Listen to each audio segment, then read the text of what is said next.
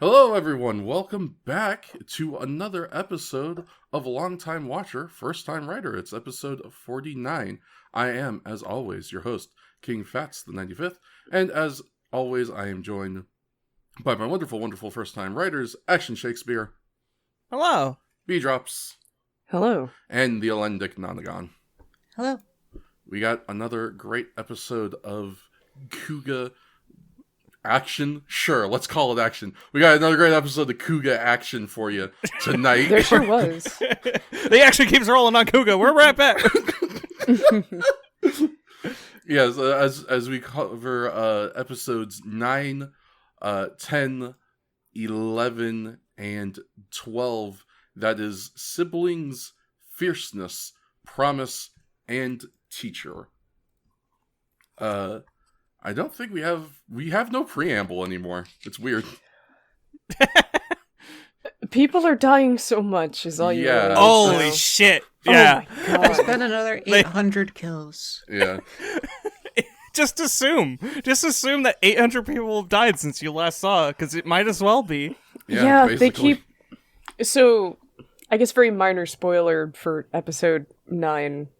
So, thus far we've seen it with the other episodes leading up to this, but the numbers of their game are escalating every time they play. Mm-hmm. The number thrown out for this episode is 162. Yep.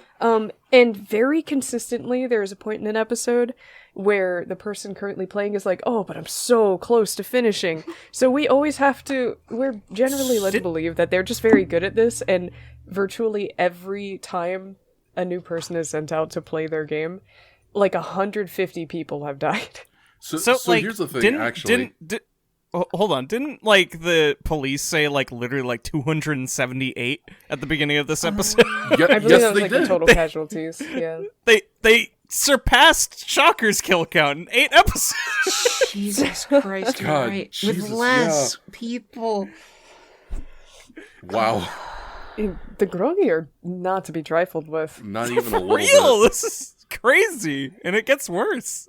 Yeah, I mean, it gets significantly worse. I think there's now nothing for it, but just to get right on into episode 9, that is Siblings, original air date March 26th of 2000.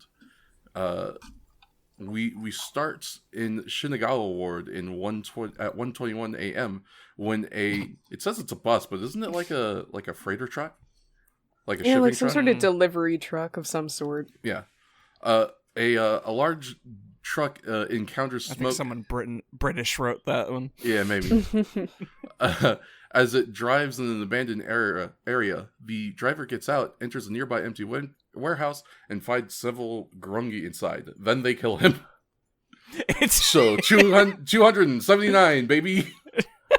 I have one curiosity. So there's one thing that I do like, wherein I like the idea that the grungy are kind of integrated into this world in a way where it does feel like they actually take up some space. You know, just random people can find them. But on the other hand, I can't help but think, under what context would this driver have come here? Because what is he doing? So, If this area is truly abandoned, why is he scoping it out? yeah, I think that's maybe just some weirdness on the part of the wiki synopsis, because I believe in episode they say he's the guy who like owns the warehouse. Yeah, so I guess they just like moved in overnight, which Probably. works Yeah. well. But They moved in all their Halloween decorations. there was definitely like a real part of me that was thinking, like, is this guy like a smuggler? What is he doing out here? You know, maybe they've killed multiple bad Smuggling dudes. Halloween decorations. Kindly old smuggler. Yeah. Yeah, I know, he was coming to get the Halloween decorations. Look out, Mr. Seaworth. Jeez. This is my cool Freddy Krueger boiler room. I use it to scare the kids every Halloween. What are you all doing here? Hey, you can't be in here yet. It's not even October. I know it's You're so early, dog. stupid. I know it's so stupid and edgy, but I kind of like their decorating. Oh, it's It's so great. it's fun. It's so in silly. character.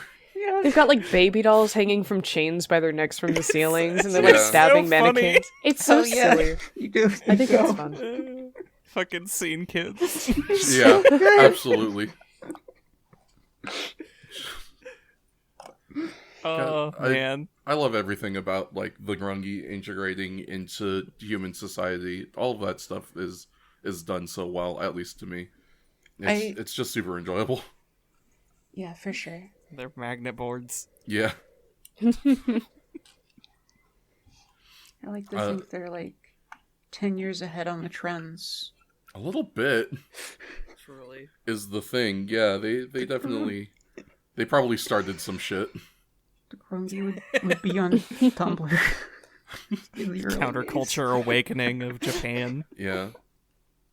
Kids going out dressing like what shit? Hell, we get a little bit of that in a later episode. Yeah, it's true. You get the fanboy. Well, That was so funny to me. it's very funny is the thing, but It's that's very funny until it's sad, but we'll need to get to that. yeah, that's for later. For now, though. Now we have to go to the Bunko Award and Pol. Yeah. My favorite line in the whole series thus far is about to be said here. Is it when he tastes the curry Yeah. and him Yes! say curry? Curry! Fuck, man, it sure Yeah, is. that nugget sure is. I think literally all three of us, while we were watching together, since King Fats Nonnagon and I had watched this set of episodes together, were all simultaneously like, wow, yeah, Yeah. it sure is, buddy. Me and Ellie both. Just, yeah, Yeah. curry. Yeah, man. Yeah, man. It's literally just the Mario jump post.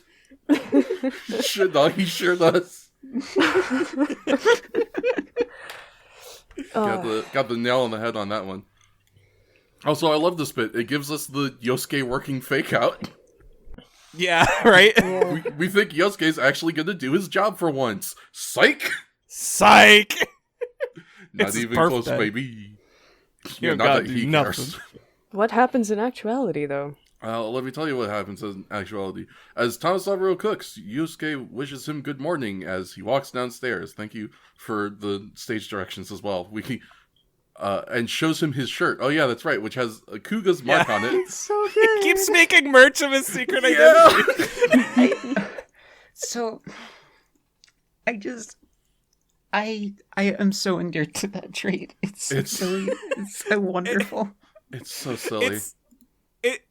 It's a gag that's growing on me because it's so clearly just like he has this name and not a damn person knows about the word Kuga except people in the know. So Right. it's truly like it's the perfect disguise It's because just like, nobody's paying attention. it's just like his special interest, and I'm so happy. It totally is. He's really It's just into like- being Kuga. Yeah. Yeah, no, it's just like, damn, that's something I would do. He's in his Kuga phase right now. He's really big into Kuga. Good for him, honestly. I remember when my son was big into Kuga. Yeah, they all go through it at one point. Kuga on their shirts, Yeah. on their vests, on their bikes, Yeah. Can't go anywhere without seeing Kuga. on their stolen police bikes. That's his now. It is. His boyfriend gave it to him. It's true. It was a gift. Yeah. It's how So he funny. asked if they could go out. Even though every single time I just can't help but think like, I don't think you have the authority to give that away. That's what makes No, it so absolutely not. romantic. Yeah, that's what makes it so was romantic. You're so right. Oh, the show's so gay. Anyway, The show's so so gay. gay. Minori, who has the day off, then comes in, and Yosuke asks her to take his place in the shop while he goes over to Sakurako's. As he leaves, Minori wonders if he forgot his birthday was that today was his 25th birthday. Hey, happy 25th birthday, Yosuke! Why are you younger than I am? stop that. Tamasaru mentions that Yosuke has been exhausted every time he returns to the restaurant, which worries Minori. This is a fun little scene. Unfortunately we do not get the same thing that we got with original Kamen Rider, because in the show they mentioned that Yosuke's birthday is the 18th. The episode airs on the 26th. It may have been the same week, but doubtful. Yeah, we don't get that lined up, unfortunately. Yeah. But hey, it sets the date in the show. Yep. So at least there's that.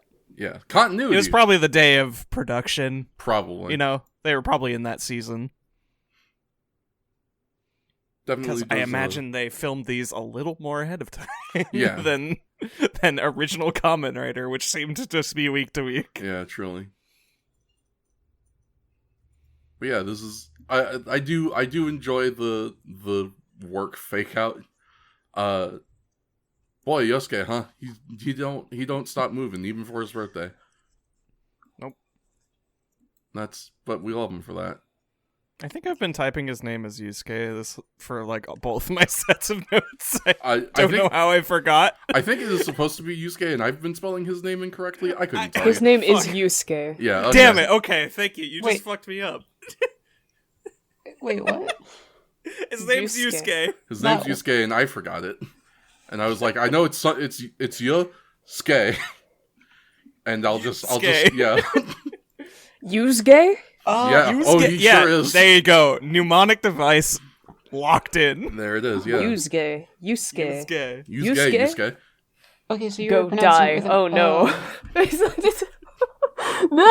Yusuke, go die.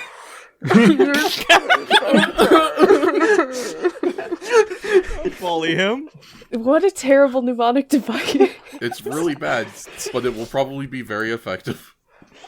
There's a part of me that's tempted to make this the title, but that just seems like a hate crime that people are not going to actually listen to. What? Yusuke? We'll get those. Go We're gonna die. get those shock clicks. Yeah. It'll be our mean- most popular episode. We'll get 1,000 views on YouTube. Yeah, And 1,001 down YouTube will love downvotes, the down algorithm will love dislikes. it. What? Yeah, the algorithm is going to push us to #1, baby. Fuck yeah. Fucking It's generating buzz. Critical's going to do a video about us. So, I mean, this is pretty Ty- stupid, because obviously all of these people who are downvoting the video didn't even listen to it. Because if you listen to the video, it's very clear that all of these people are really gay. Thank you so much, Sans. I appreciate that. That's Anyways, just, I that's just critical. He just is Sans. It's insane. Anyway, I don't watch Japanese cartoons, so I Shut turned that right off.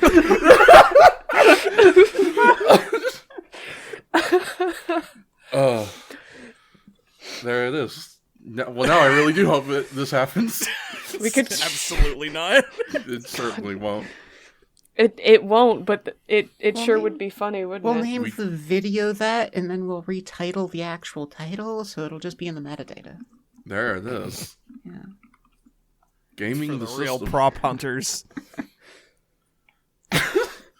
But yeah, Yusuke go Yusuke. die. Yeah, Yusuke goes to die No. On his birthday? on his birthday. Damn. And we go to the Metro PD Joint Task Force office. It's 9:01 a.m. The police have figured out that the unidentified life forms have been gathering in one place. Ichijo then further explains that they can turn into humans. They all have that while they can turn into humans, they all have distinct tattoos and have found 8 possible locations in...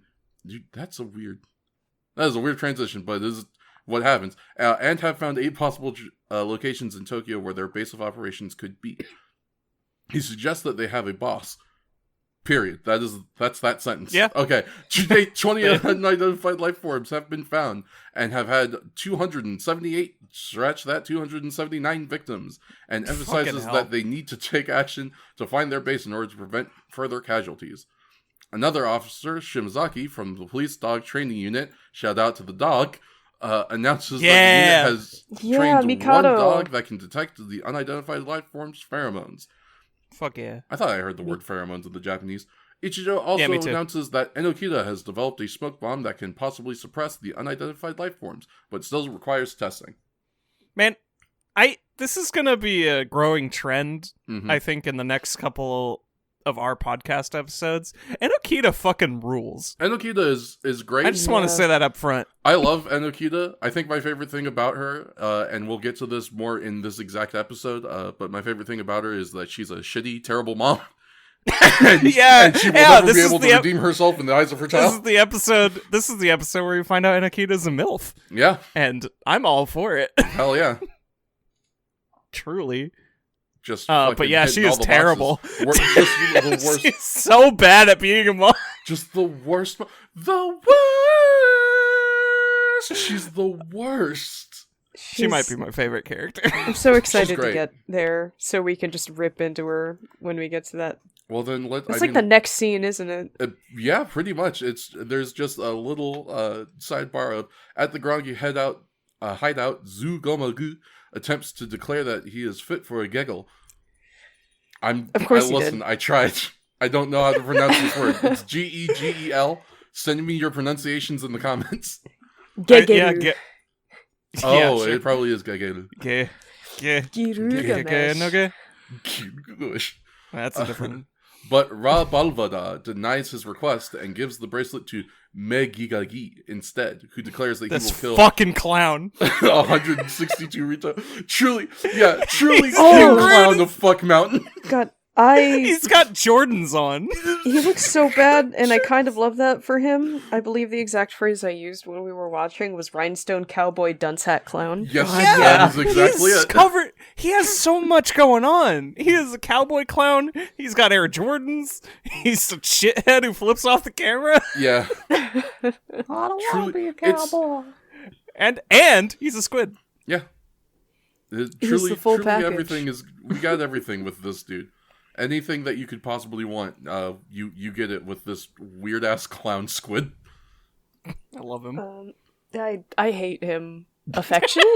That's fair. And he squishes everywhere he walks. He's got Squidward shoes. Oh, No, not even Squidward feet, because then I could say he squirts. No, it's True. like it's scorching. It's Yeah, Oh, squelches. This man squelches with every step. man walking on sponges. Disgusting. Yeah. I don't remember my exact note, but I think it's somewhere on here, like the squishy squish man, or the something like that. Scooshy. The squash So squishler. squishy. The squirty man. I don't know. Make you squirt. Yeah, the squirt man. And that's just what he does. Yeah, he do be shooting that goo. We can move on. Exploding all over you. We have another scene to get to. Yes. Chiba National Research Institute of Police Science, 9:42 a.m. Ichijo calls Enokida to thank her for her work. She tells him that while she originally took a day off to be with her son, she accidentally pulled an all-nighter and wasn't able to be with him. We should go over what happened in the or my Oh yeah, they did test their fun. No, they didn't. No, not yet. No, never mind. We just kind of met them. Never mind. Yeah. Whatever. whatever. We got our first glimpses of Enokida just being a bad Yeah. mom. Get our appreciate first it. little sprinkling of Enokida Yeah. bad mom moments, which only ramps up. Let me tell you. Jonan University Archaeology Lab, 9:49 a.m. Now I'm psyching myself out on how you pronounce this. Yusuke, right? Yeah, Yusuke. Yusuke, go die. Yeah, Yusuke. All right. Yusuke, go die. Yusuke shows off his shirt and asks Sakurako about how her deciphering is going. I feel so bad Check about out my this cool mnemonic shirt. device. Oh my god. But it works. It's Her- the problem. She has such a relatable response that makes me feel bad but also love her every time. Like, extremely the vibes of like a mom who always has who has a kid who's always just bringing them crap. It's like, "Mommy, look," and they're like, "Oh yeah, that's very nice." Yeah, Yeah, very good. Mommy's working right now. yeah, sure, Yeah. yeah. Bro, I'm trying to earn a degree. Yeah. Oh, are you working on the translate? This is my dissertation, dude. Did you forget that I have things going on in my life beside you? You fuck. It's so funny. It's poor Sakurako. They put so much on her. She takes it in such stride. I'm worried about her. She's at that age where she can still just power through with energy drinks, but that's not going to True. last. She's so wonderful. Yeah, Sakurako, very good. Glad that we have a female character doing anything. Right? Whoa! She's done. Two of them. Yeah. I'm just there's gonna be more Ichigo complaining in the near future. At least Yes. for Fair me. enough. There has to be. So That's anyway, listen. Not That's to be valid. confused with it's Ichijo complaining. Yeah, which very will never good. do. Yeah, that'll that never. probably won't happen. Yeah. I could never complain about Ichijo. I'll never get sick of this dude. The memes make themselves, ladies and gentlemen. The memes make themselves. So, with Sakuraka, I asked her how the deciphering is going. She reveals that there appears to be more colors for Kuga, but aside from some relationship to a sword, she doesn't know anything else. She then gets a call from Jean, who is at Tokyo John Station. Whiteman. Yeah, John Whiteman. He says he forgot to bring umeboshi that he put in the lab's fridge. He wonders, was Wonders? Yep. He says he forgot to bring umeboshi that he put in the lab's fridge, wonders if it can be brought to him since he can't eat lunch without it. He's gotta have it. I saw that kimchi in your fridge. That I respect you. sentence. Yeah, also, shout out to that fridge kimchi. I should Shout out have to your fridge kimchi in my fridge, and I don't, and that makes me Most people probably kind should. of sad. More people should eat kimchi. More people should eat kimchi. I love this bit because then someone asks him for like directions, Yes. and they're speaking way too fast for John Whiteman. He is in trouble. The fucking face he makes at her. He's trying so hard. I felt bad at the scene because I had like a tiny little racist moment myself when I was like, moments. "What?" I was like, "Why the hell did you ask this white guy for directions?" But I was like, "No, he's lived here for so long though. Like he's from a I don't know where he was born, but he lives here. He goes to school here. He would know, and he does." Listen, like you make a fair point, but also you make a fair point. If I was, in a different country and trying to ask for I guess maybe if I was in a different country, but that doesn't track. But like, you know what I mean. It is strange to pick the one person who is clearly like not from here, just at a glance, and be like, "Hey, do you know how to get around, my guy?" And it's one thing if like you're also a foreigner, right, so you pick out the one person you assume might speak English. But no, this was a Japanese girl. Yeah, for all she knew, this could have been a tourist. Jean could have been a tourist, and like she walks over to him and asks for directions, and he starts responding in English, like, "Actually, I need some help. I don't know where my train is, and I can't read the sign. Help me, please." Gomen nasai. Nihongo ga heinashi masen. Well, listen here, little late. Sumimasen. Nihongo Chisai no. And I need to get myself to this goddamn steakhouse pronto.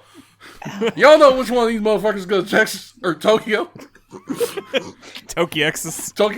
I'm trying to get to the expo down there.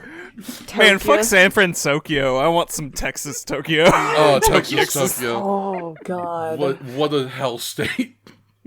Or no, San Tokyo. Yes. Kyoto, Texas. Kyoto, Texas. Y'all gonna come down here and get some of this takoyaki, or it's gonna get cold. Done worked on it all night. The fucking I cookout. would, though. I've been smoking this octopus for 12 hours. Fucking Might be a little takoyaki tough. brisket Well, it's not takoyaki. falls if it's right off the tentacle. Girl, you deep fry you some octopus tentacles so good. Go and put a little tapatio on that. You're gonna love it.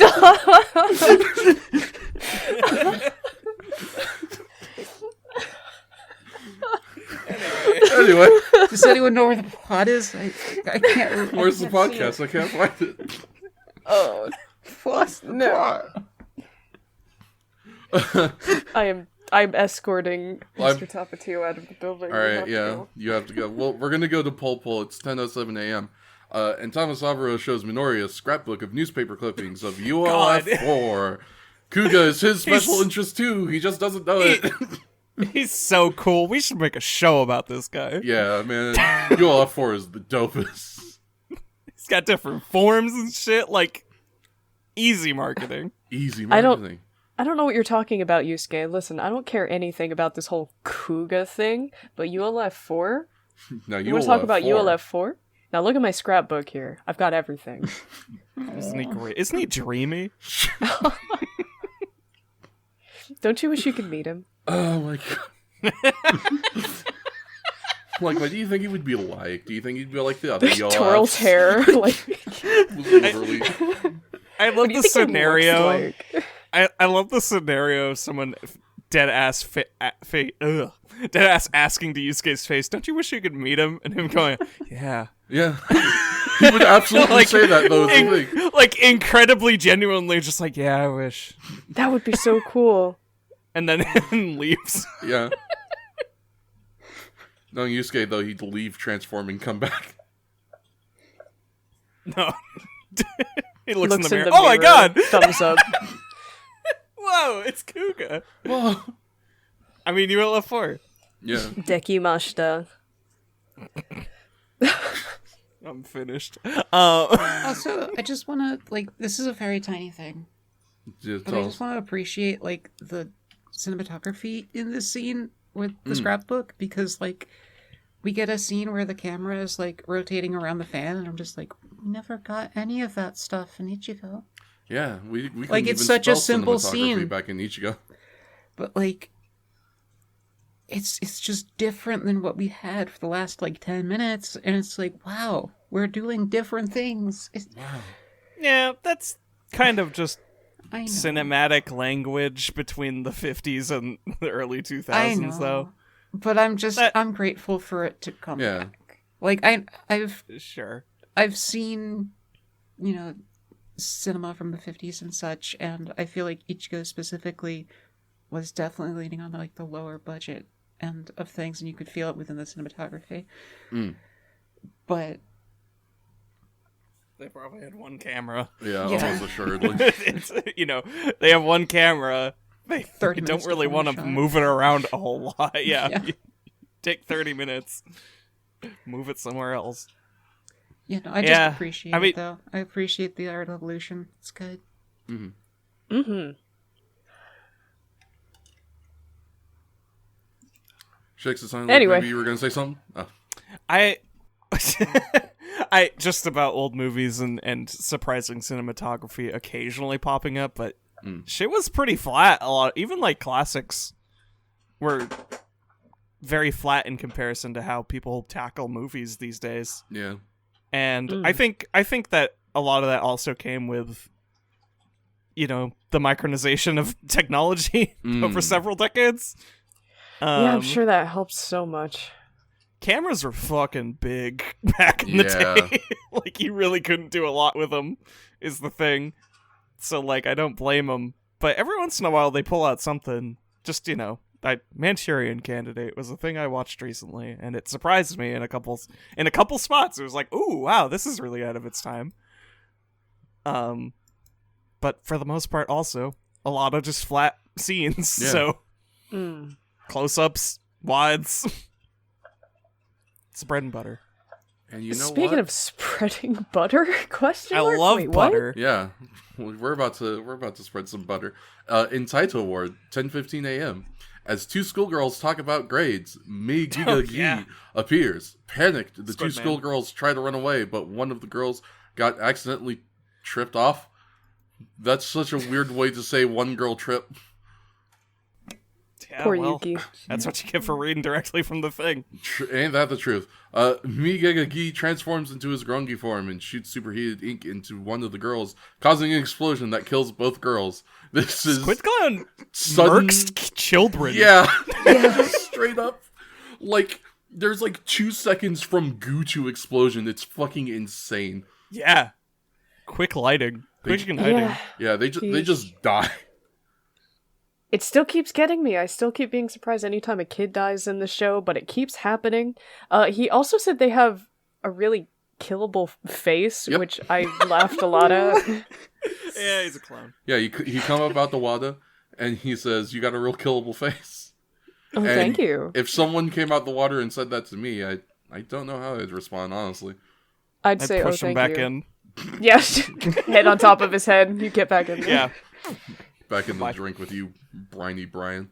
Like, I'd still probably die, but it would be worth it for that last little bit of Yeah. I would bit just, of a yeah, super fair. defiance. I would simply have to ask if this is a statement of intention or simply a compliment. Fair. I like your face. That's why I want to kill it. Does that Oh. does that constitute a compliment? I mean, To Beedrops. yeah. Yeah, I'd well- say. I heard that. You mind if I kill your face? Oh my god, kill my face. You're so funny. Stop. Fall down. These girls are dead. Yeah. These girls are super fucking dead. Like, the preamble we did in episode 1, or that B did in episode 1, about the context of this age, truly has made this whole thing be like, it was an awakening to the rest of the show. Mhm. Yeah, absolutely. This is a dismal fight. Yeah. Like, this is like, we're not getting superheroes saving people. Like, we are in the long run by defeating their enemies, but God, they are not ready for anything that happens. They just have to react.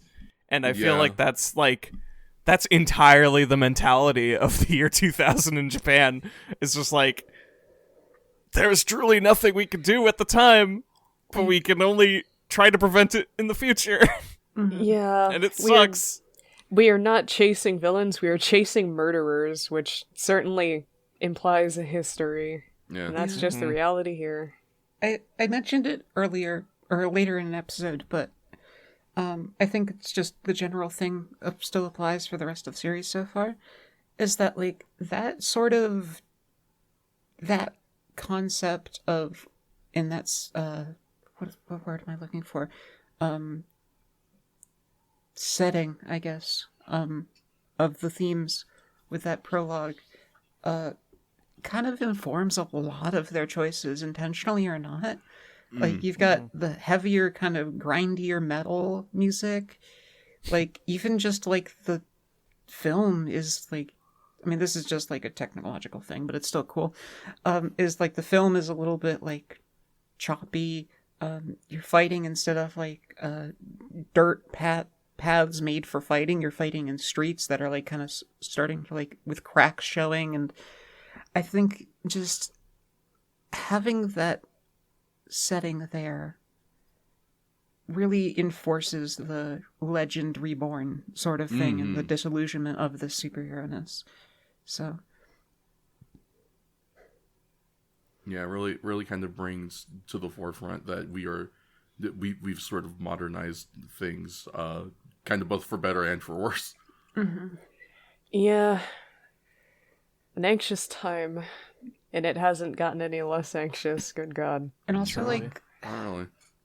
no I think, well, I don't know. We'd have to watch newer ones, but I know, like, superhero culture, at least stateside, I think kind of started to trend a little bit to saving people. Mm-hmm. The more, especially as it got more popular. Yeah. Like, I think people are really starting to be like, this sucks. Like, why are all these people dying? What's the point of superheroes if you can't, like, have that fantasy of preventing disaster? And I don't know if future Kamen Riders will do that, but it'd be interesting if they did. I'd like to imagine they would. I will It's kind of dismal here. Yeah, bit, I will say it depends on the writer, and also it depends on the scenario. There are definitely some writers who do get to kind of play more of the heroic role, and there are certainly other writers who are entirely more reactionary. Whether it's just because of the nature of the setting or forces within the setting that make it so. Would you say that we've hit that perfect era of we seem to be hitting two extremes between people wanting the heroic ideal fantasy versus the only other alternative, which seems we're going to create this with an understanding of the underlying anxieties and reservations as an inherent part of this? I would actually say yes, specifically because the only other Kamen Rider where I know much of, where any sort of like outlying things that were happening in the geopolitical climate of Japan affected the way it was filmed is specifically Kamen Rider Forze. which was going to be an anniversary series, and it was like right before they had started working on it when Japan had that really big tsunami. Ooh. Yeah. Which famously, if you know anything about that tsunami, you also know that there was somewhere in Japan, I don't remember where like there was a whole bunch of stuff that had been, destroyed and ruined. It really gotten wrecked by the wave, and there was this one lone statue of Kamen Rider that was upright, wasn't not a scratch on it. It just, it was a standing, shining beacon of justice. And when the people like working on the show thought about that, they were like, we're actually gonna make this anniversary series, since Forza is an anniversary series. We're gonna make this one have like a lighter, more positive, kind of more heroic tone overall than what was initially planned. So I know that's that's one other sort of one other instance of sort of what was going on with Japan being affecting and being reflected in how a Kamen Rider was made, but sort of in the opposite way.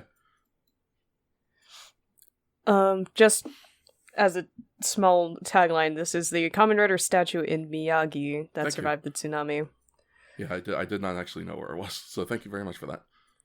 Beautiful photos I've seen of that. He's just he's standing tall upright in his henshin pose, and there's just like debris everywhere, but there he stands.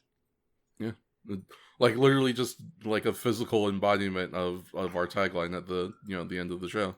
If you can't believe in God and you can't believe in Buddha, you can always believe in Kamen Rider. Gets emotional. Yeah, I mean it's hard not to.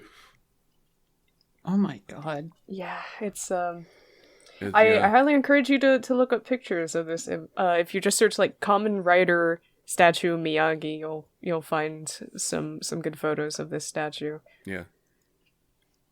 Truly, it is a hell of a thing, and I think it's cool that they changed sort of the way Forza was, what was intended with Forza to kind of reflect the more heroic and positive nature that this statue sort of represents. Yeah. Kamen Rider's cool. Kamen Rider is cool. Kamen Rider's cool. Man, somebody should make a podcast about Kamen Rider. It's so cool. That'd be cool. $10,000 on the Patreon.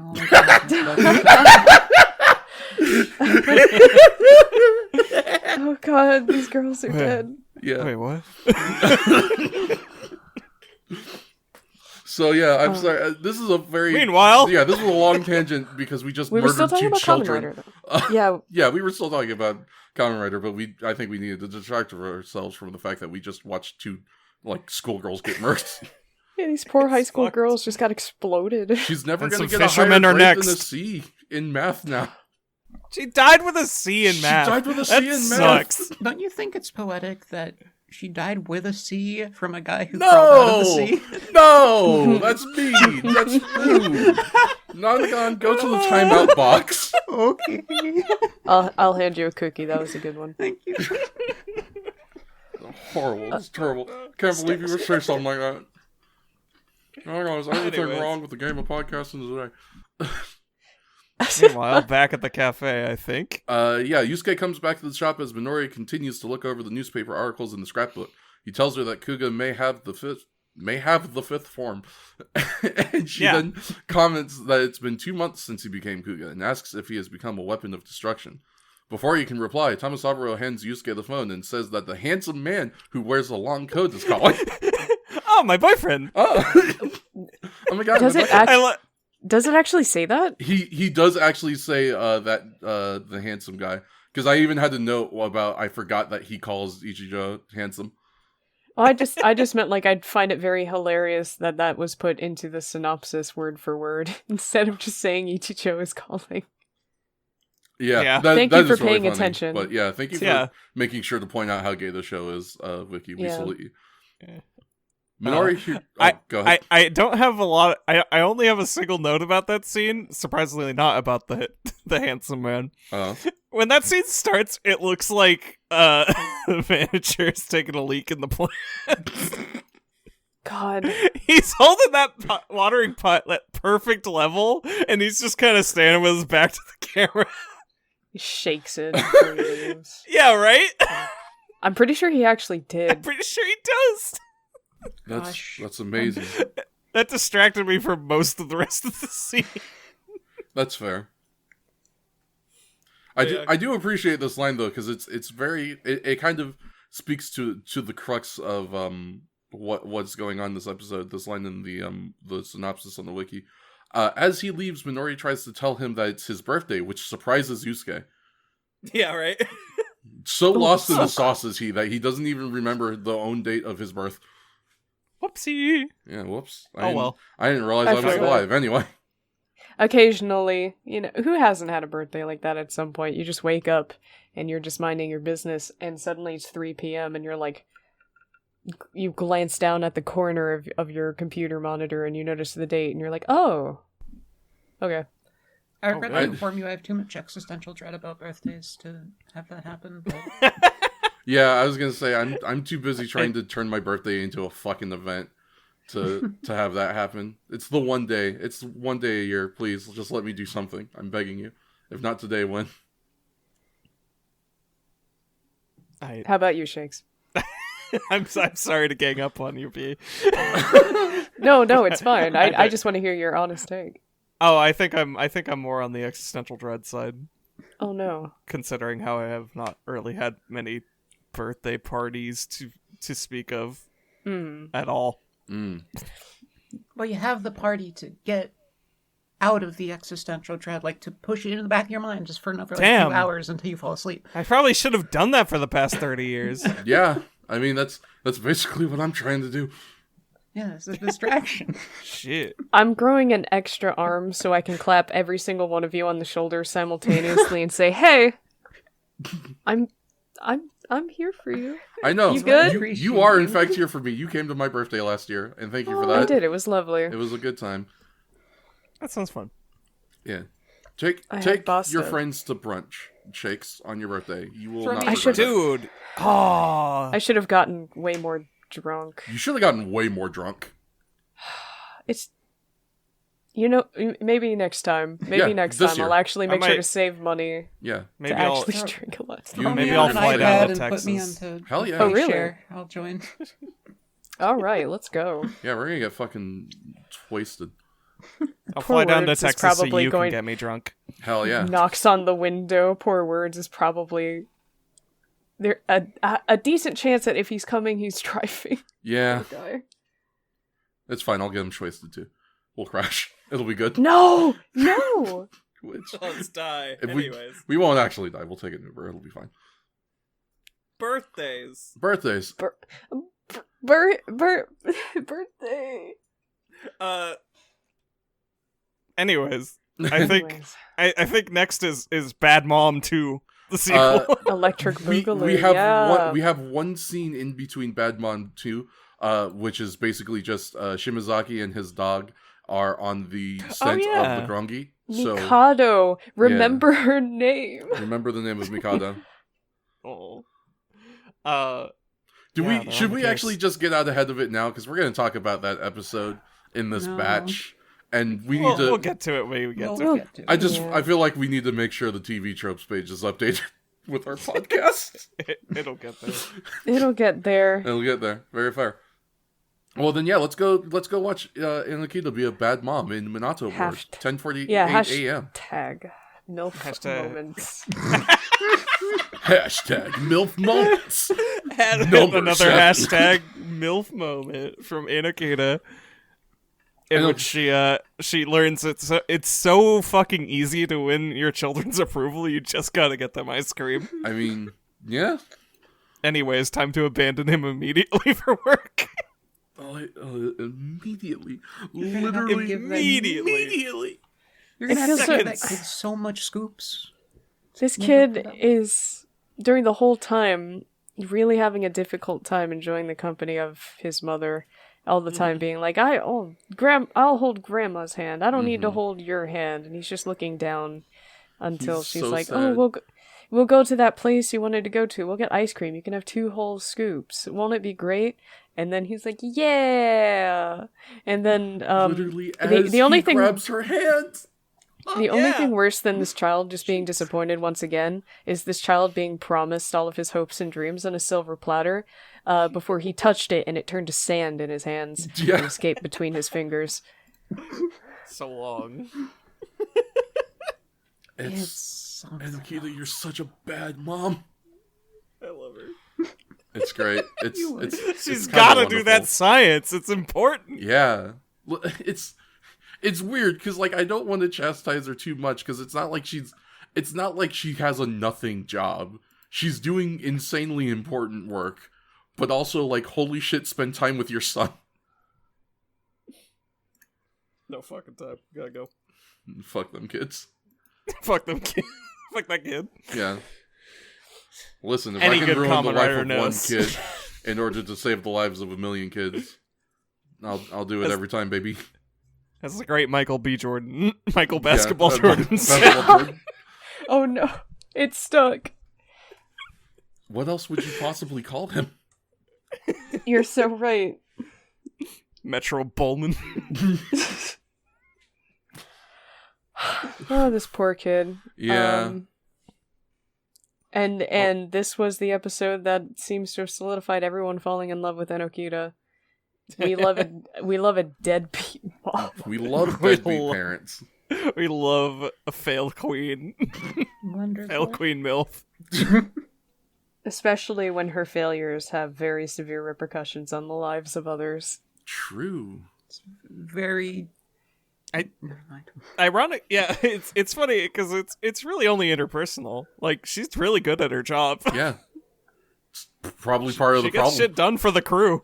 Yeah. Yeah. Maybe get shit done for your son, you fucking freak. Yeah. He's so mean. What? How No, dare I think I get to be a little mean. I'm on the son side here. God I'm playing- forbid women do anything. Yeah, God forbid women raise their children. She's a girl boss. She's gotta get out there. Well, Dan, You will be you really boiled. should have thought about that before you had a kid. Like a crab. Yeah, sure. Yeah, well, I figured we'd boil shakes more like a squid, but, you know, beggars can't be choosers. Not a squid. Yeah, shit, you're Throw- right. That Throw a fucking couple lemons clown. in That fucking clown over there pointing at the episode is Yeah. a squid. That is a squid, man. And that's I, why he wears a Speaking of clown the- hat. I did Speaking of the undersea wretched squid racism. man. I have to be canceled. Hashtag. Scorch squish. Hashtag squish, God. squish. Yeah. That was a bad hashtag. No two people Yeah. are gonna spell that shit the right way. We gotta go. Wait, oh, yeah, we'll go, but I'm gonna Google Scorch Glitch hashtag this. Okay. Okay, good luck. I hope you have safe search on. I don't, and you know it. True. Anyway, there's a brief bit where Zuzane, the big dude with the spiky hair, and the Rhino him, Gang, and him, yeah. Rhino Gang. We don't know he's Rhino Gang yet, but he's Rhino Gang. He We shows saw it back- briefly in an Oh, older we episode. did actually. Yeah, you're We right. did. He did. That's right, because he squares up with Fishborg Blaster. That's right. Yeah. Am, It's a am I the running only one thing. who calls him titty meat? I mean, you're not wrong. My man got some. I swear, they got just some- keep That's his Getting last name. I know him as the truck fucker, but we're not there yet. the truck fucker. Oh, right. Yeah, okay. Incredible. But yes, go on. So yeah, he shows back up to the hideout and he's like, "I want to giggle," and they're like, "No, Fuck you. yeah, fuck you." The only person we disrespect more than you is Batman. Points to the saddest, wettest man in the room. God, Coward. that's like- So bad. Why did you keep him around? Is he gonna do anything? No. I love this guy. He's truly just here to be a miserable sap. And love honestly, that for him. more shows should just have one guy dedicated to being bitch. Truly. There's also a brief moment where Ichijo, being a cop, finds out about the ULF and he contacts Yosuke, who heads on out. Yeah. Oh, not because of this attack, but I think because of another attack. So now we go back to Minato Ward. We're still in Minato Ward, but now we're in the crime scene. Second crime scene, 11:25 a.m. Ichijo arrives and asks Anokita, who is already on the scene, about her child. I forgot he does in fact do that. Yeah, that's right. The first thing, he's like, "Aren't you supposed to be off?" And she was like, "Well, I was nearby." She smiles. What the hell are you doing here? Yeah. She, Not that he has any room sits, to talk. stands up from the corpse of where a dead teenager was, turns to him, smiles, and says, "I left him with my mom." I left him with grandma. What a great mother. Incredible. So yeah, they have a brief little aside, and she shows Ichijo the crime scene and tells them that they found small amounts of green ash on every victim. Green ash. Not to be confused with green hash. Yeah, of course. Yeah, this is very different. Very different, Miss Krabapa. Or is it? That's for Sunday. So now we go to Tsushima Ward, Wakaba Preschool, 11:36 a.m. This is part of a subplot of this episode that I did find kind of strange. Minori keeps going back to work. Yeah. Yeah, She, Setsu, like- you're not supposed to be here. Don't be a scab. Yeah. I need your these break. hours, you motherfucker. Get out of here. Take your breaks. Yeah, take your breaks. School don't owe you nothing. True. Yeah, this school has to be pretty fucking flexible, huh? Because she shows up on her day off, and then she leaves, and then she comes back, and then she leaves again, and then she comes back again.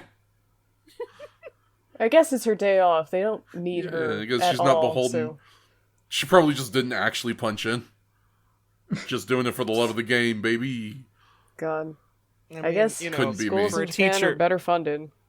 Yeah, probably not. But As far as I know, they generally are. That was one thing I'd read a little bit about in terms to like the introduction little blurb I made about the context is that some of the repercussions of that bubble burst, and some people think was positive in the long run, was that at a certain point in time, the government decided that they really wanted to invest more in social programs, and a lot of that included like better funding for schooling and other such programs.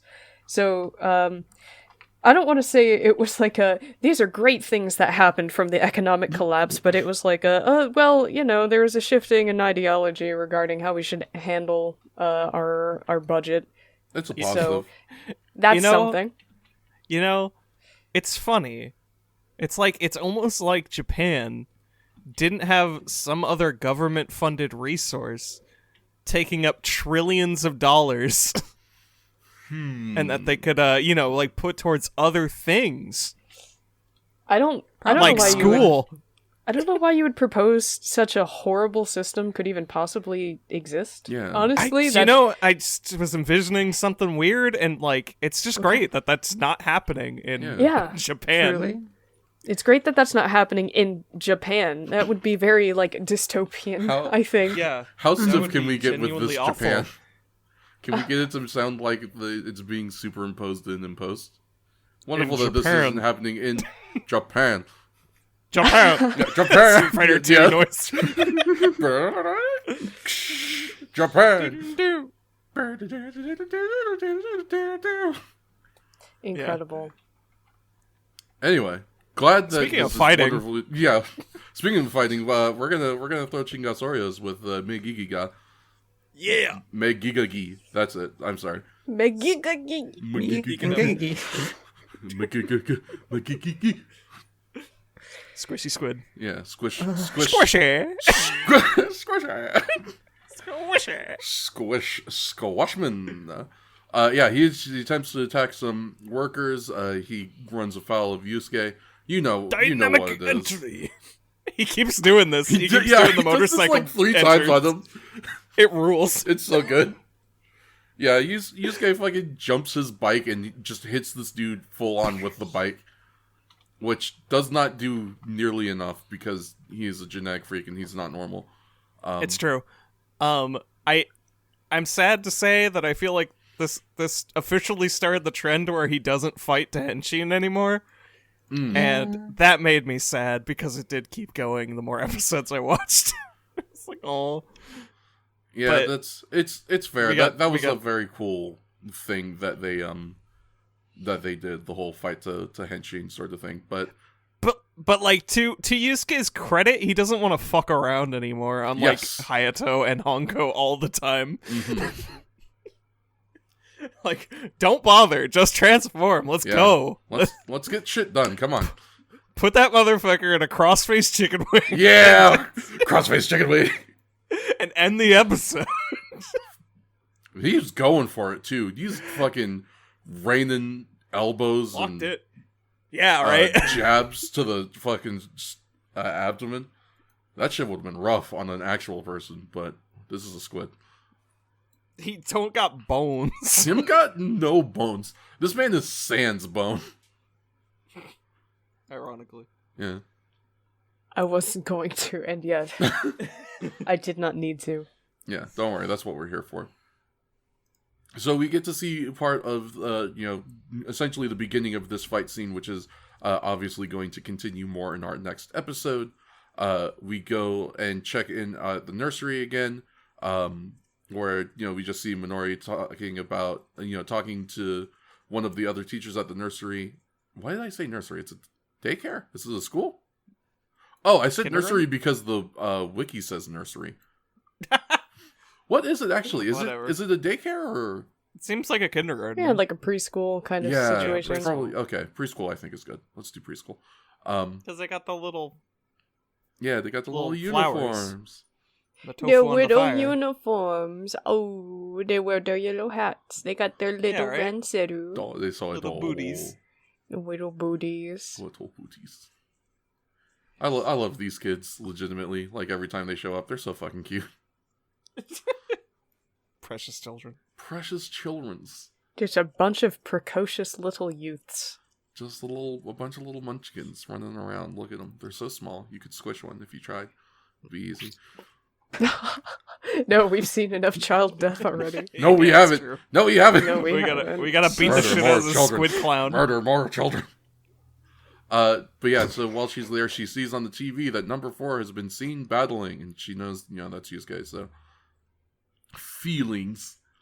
And Nozomi reports that the K9 unit has found the unidentified life forms hideout. We're gonna What the- 25-man the fucking Grongi raid tonight. Let's go. Yeah. We got our special gas grenades. We're gonna smoke them out. We're gonna smoke them out. And that is essentially where the episode ends. We've got a bunch of cliffhangers that we're going to resolve next episode. So let's do It that. just keeps rolling. Yeah, whoa, a plot that continues from episode to episode? What the fuck? Yeah, this. I always will and mention this in my notes, but just the fact that this continues to happen, that there continues to be a plot, just I don't know how to process it yet. It is. I think the thing that is standing out to it for me the most, especially as someone who has already watched the show, is, because when I watched it the first time, obviously I was watching it casually for my enjoyment, and now that I'm like doing goal-orientated watching, if that makes sense, it is really coming into focus just how breezy these episodes are, specifically because it is an interconnected plot. Yeah. Like, we go through 4 episodes and I'm like, wait, that's it? We're done? Holy shit. It Yeah, feels God. like nothing. 4 episodes of Ichigo sometimes felt like a chore. Unfortunately. Functionally, a lot of these 2-part episodes are just a thing that would happen in one episode of Ichigo, just given time to breathe, which is Yeah. fun. Yeah. I very much appreciate that. It's just I'm so glad that it's different. It's very good. Insanely just a change for the positive, in truly every way. And we will, I'm sure we will attempt to stop dunking on Ichigo. No. All right, I mean, I regret to inform you I still have Probably should. Ichigo complaints. listen, I'm going to try and stop dunking on Ichigo, because we dunked on Ichigo while we were watching Ichigo. We can't keep dunking on Ichigo now. It has to stop Fine. eventually. It's true. So we're going to go on to episode 10, Fierceness. Original air date April 2nd, 2000.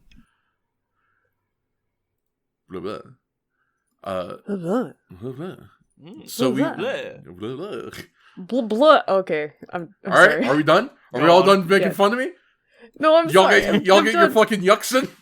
I'm sorry. I don't know. Is Kamen Rider done punching that squid? No, he really has to work on that squid. Shazam, shabam, wham, zip even. It's so funny. He's just taking it. He really is. Like, and at a certain point, Kamen Rider just like stops. So he's just like, "Oh, you done? You done punching me now? Yeah, all right, all let's right. keep fighting." Yeah, it hits him with the exploding ink, and old Yusuke almost bites it.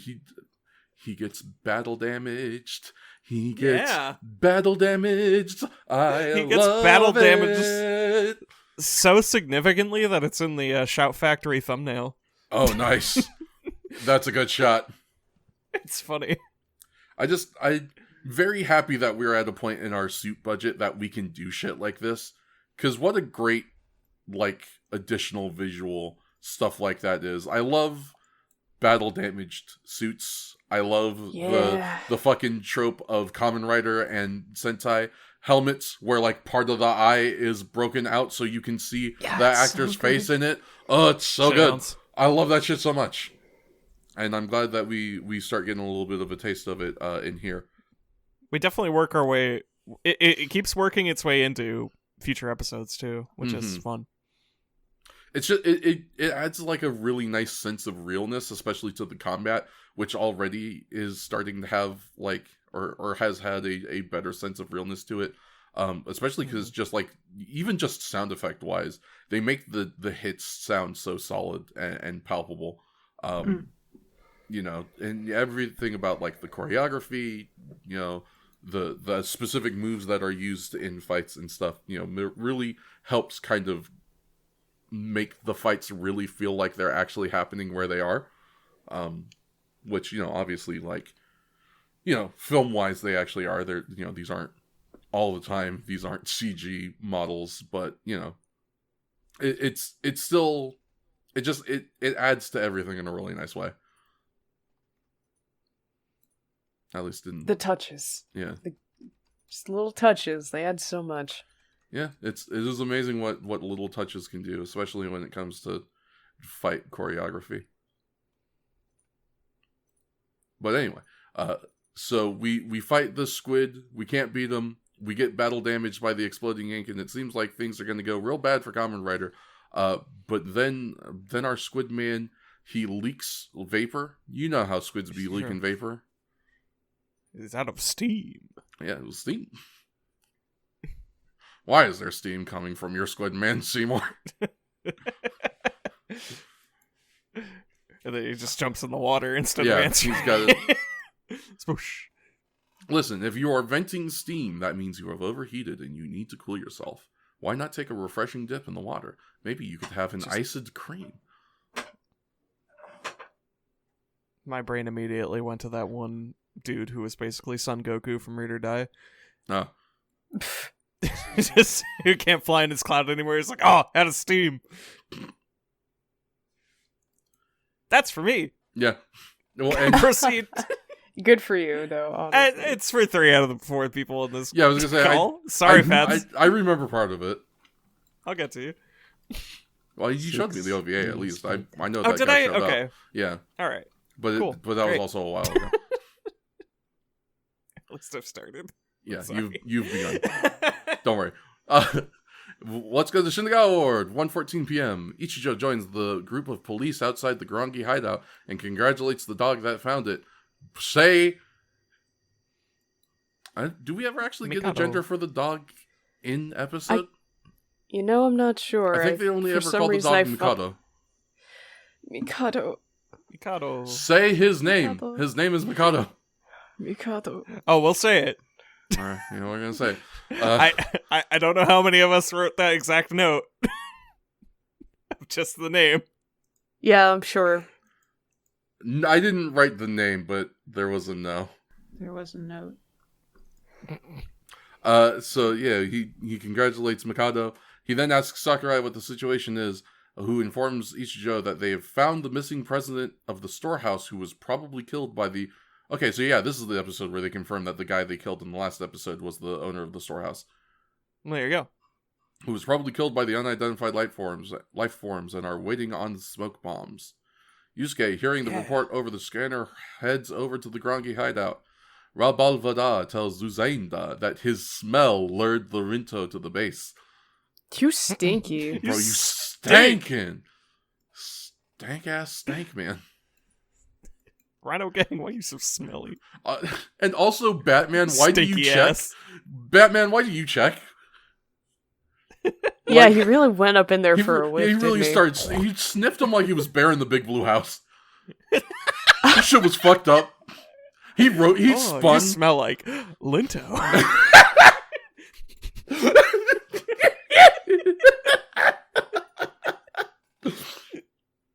Oh, fuck. How many kills did you get today? Oh my god. Yeah, he really tries to get himself a whiff to confirm, I guess. I don't know. Or he's mocking him. I don't know. Batman, why did you do that? Batman, calm down. Well, you can't see what very was he well, cooking?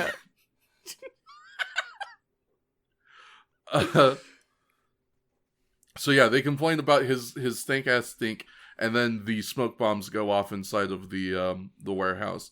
We jump to Sakurako. I was pretty happy with these props. Like the smoke bombs they're cute little, like they clearly were just like cutting some PVC and painting it black. Yeah. But they did fine work with probably a very limited budget on that front. Yeah. I was sad they didn't have lights on them though. Yeah, smart. I think that would have been a fun little touch. But they threw out they made the smoke come out. Yeah. So did what Good it on 'em. says on the tin. And you gotta give him full points for that much at least. I don't know why this came up. I think somebody was talking about Yusuke's birthday again. Well, there is a bit here where we go to okay. Sakurako and Minori talking about Yusuke. Okay. Then that's probably it. So yeah, that's I would assume. So go ahead. Oh, it's just we were talking about Yusuke's stolen bike again, and Ellie said, "My birthday should always be National Steal from the Police Day." True.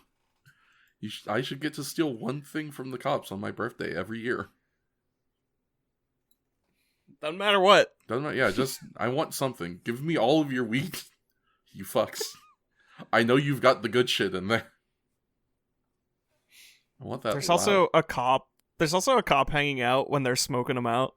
And he's holding his gun like it's a big sword. Oh God, yeah, I yelled about that guy. Okay, good. I'm glad we all noticed that, man. He's like holding it right under his chin. He's like gripping the trigger. He's just it's a clumsy hold. Like it's not good.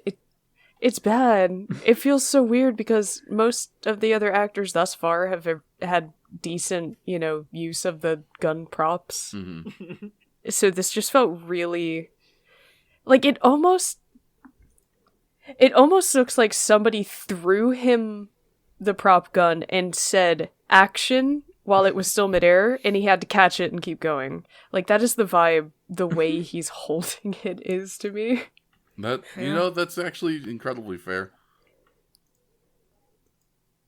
Yeah, just I think it's one of those things where we probably would have let it slide if it wasn't for the fact that we are like zoomed in on this dude's face for a good like for a few 2 seconds minutes. while he's talking. Yeah. Like it's What a guy. It's kind of fine like when he's like getting approached, but then he like shifts it to be like held in such a weird way. It's just whack. Just the most whack gun holding. You come on down to Kamen Rider Kuga for the most whack gun holding you've ever seen. If you ever, I don't know, what's the game where you spin your revolvers to reload? It looks like you're halfway through that animation, whatever that game is. Yeah, I know what you're talking about, but I can't think of the name for the life of me. Anyway, spin your revolver to reload. It definitely won't go bad, we promise. So anyway, it's time to do this here raid on this here warehouse. Unfortunately, we are a touch late. we have raided this warehouse after the Grongi have already left. How could they have possibly escaped? Oh no. It's almost like we didn't actually surround the building. Yeah, they all just stormed in. I remember yelling about this during the episode too, just laughing at them. Like, there's no formation. They just run in through the first opening in the building that they can perceive with their eyes. They gas the place, they run in. They're all just standing in front of each other, guns drawn. It is a cacophony. Truly just a fucking pile. Yeah. You'll have to see it. It's a good thing nobody was there. Somebody might have shot each other. True. So yeah, we go in and we don't see any Grongi, but we get to appreciate their decorations. Oh yeah. So silly. So silly. Also, hey, we get to find their magnet board. Yeah, they fucked up and they left the magnet board and the bracelet. Like, you guys fucked up big time. You sure these guys are like aliens or whatever? They just have a magnet board. Yeah, this is just a magnet board. My son has one of these. Yeah, but it's got weird writing on it. So does my son's. Luckily, though, we've got Mikado, the hero dog, who picks up the scent of the Grongi once again, and goes running off as a dog is wont to do when they're hot on a scent, hot on a trail, trying to hunt down a perpetrator. Unfortunately for Mikado, the other Grongi were right, and Zuzenda is the reason why they were able to find the base. Yeah. So Mikado runs afoul of Zuzenda, and I imagine you can imagine, dear viewer, how that goes. Suggesting you haven't already watched the episode. We all kind of just have to imagine how that went. Well, yeah, thank God they don't explicitly show dog murder on screen. Ahem. I cry, I weep. Me too. So in the earlier scene, I had defended titty meat as probably not smelling too bad. True. And I took it all back in an instant. His soul reeks. He is nasty on the inside. He is truly the worst possible man. Which is why at this moment an idiot. I would like to take just a brief moment of silence. Let us all remember Mikado and their great service to the police force in trying to rid us of the Grongi menace. May a flight of Valkyries sing you to Valhalla, where you may eat kibble and neutron bones with Dummy. Amen. Not Dummy! No, he's up there. Mikado's up there with Dummy now. Pochi. Mikado! Mikado. Yeah. I literally wrote a dog casualty. I literally wrote down Mikado like a second before the guy just actually did. Like, yes. I mean, truly, it is the only correct emotion to feel in that situation. I just screamed puppy. Poor puppy.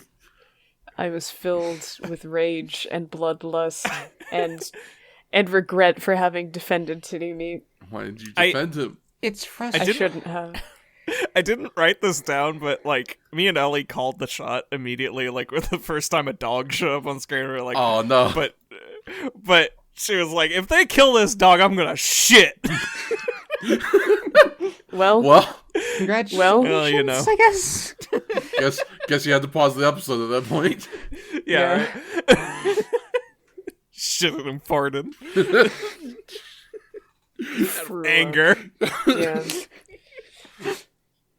I was watching Kamen Rider, and they killed a dog, and they shitted and they farted in my pants.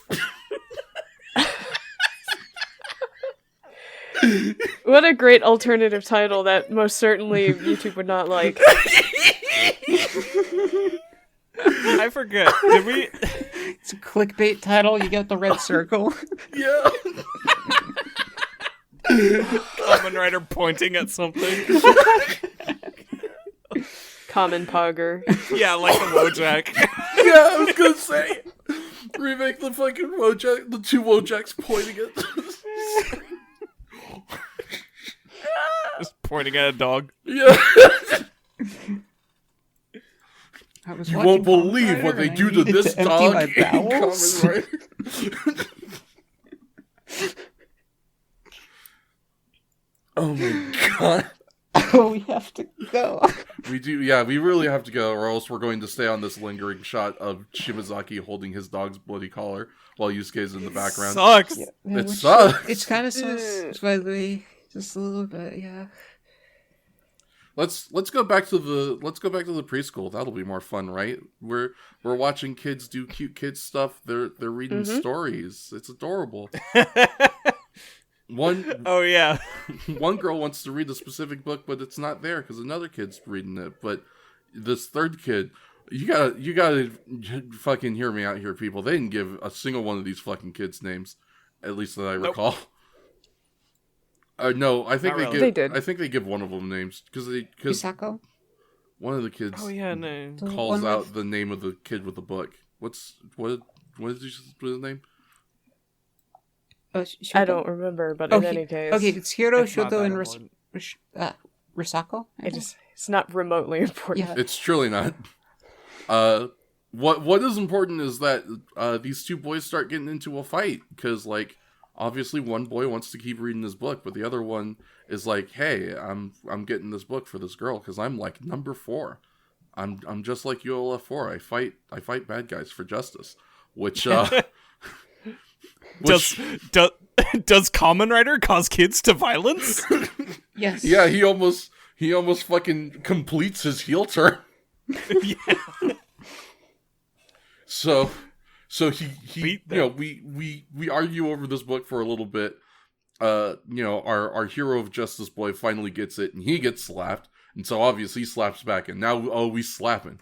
1-800, are you slapping? It absolutely is the answer right now. They're going for it. Obviously, Minori, as the adult in charge, you know, goes to step in, and as she gets in between the two boys to get them to stop, he raises the book up. He's gonna go for it, ladies and gentlemen. Good Don't God. do it! Don't do it! No! Don't do No! this! No! What have you done? What have you done? You monster! You son of a bitch! You bastard! You hit Minori! You son of a bitch! How could you do this? JR would be going ballistic at this call. You're going insane. He'd be going fucking nuts. God, People would be talking about it for weeks. I can't believe he hit her. I can't believe he hit her with the book. Yes, that's right. He fucking hits Minori with a book. Ow. Why would you do that? That hurt. You little dick. so Time we out. lost Minori now. Moment Yeah. of silence for her Dead! as well. Bug on! Is this the first one with the miscellaneous cooking? Like if we were doing cooking? Some kid. Some boy with book. Obliterate. Just waste. We've seen children get murdered, now see children do murder. Yeah. It's only It's fair. equality. Yeah.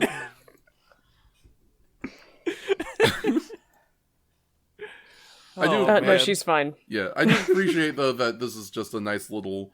This is just a good a scene to add a little wrinkle. Just put a little crinkle up that little paper that is Minori's relationship with her older brother. Just put a little wrinkle on there. It'll be fine. Yeah. We're continuing the narrative of, is Kuga going to turn him into something else? Yeah. In his pursuit of justice, will he lose himself? Will he? I don't know. Find out We're next only on time. episode 10. Yeah. I But truly, think about it. I had to stare into the void and decide if I wanted to spoil shit right there. No. No, No. Yeah, no, I won't. no, Go away. we Yeah, care. Okay, bye. You can leave the rest of the show without me, Shakespeare. I go. All right. I don't know where we were. It's fine. I'll actually do it. We go back to Minato Ward, 2:01 p.m. Ichijo shows Yosuke the photos. I said Yosuke there. Yusuke's. Godai. Yusuke's Godai. Listen, not for nothing, Yusuke's, but I need a pack of smokes. Anyway, Ichijo shows Yusuke the photos of the warehouse, and Yusuke comments that one of their items looks like a calculator. I don't think that's Well- well. Looks like a magnet board, but yeah, all right. Or an you abacus. You and I weld about two very different things. I was welding about the fact that specifically what he says is it looks like they're counting something. Sure. Which, I mean, I guess you do that on a calculator. That's an interpretation, sure. That's an interpretation, yeah. I'll give it to him, whatever. Yeah. When Ichijo asks about ULF 21, Yusuke rubs his injured shoulder and says that when he was about to be finished, vapor came out of the monster's stomach and ran away, that he couldn't fight head on due to the ink and couldn't attack from behind. He then says he may be able to fight him with Kuga's sword form. You know, that sword form we all know about, except that none of us know about it, not even Yusuke, really. There's been sprinkling of him learning. Yeah, I was actually between just about him to not say, working. Like, I really appreciate, like, the development for this form specifically, because the first form, he kind of has to be explicitly told to, well, no, I forget, does he turn blue? Yeah, he does turn, yeah, he essentially stumbles across the first two forms, like, as need arises. You know, he's in the middle of a fight, and he's like, damn, maybe I could win if I could just do X thing, and, you know, the suit acquiesces. And this is the first time where he's able to be given the information ahead of time, and he can go, maybe the solution to this problem I am in is this new form I was told about.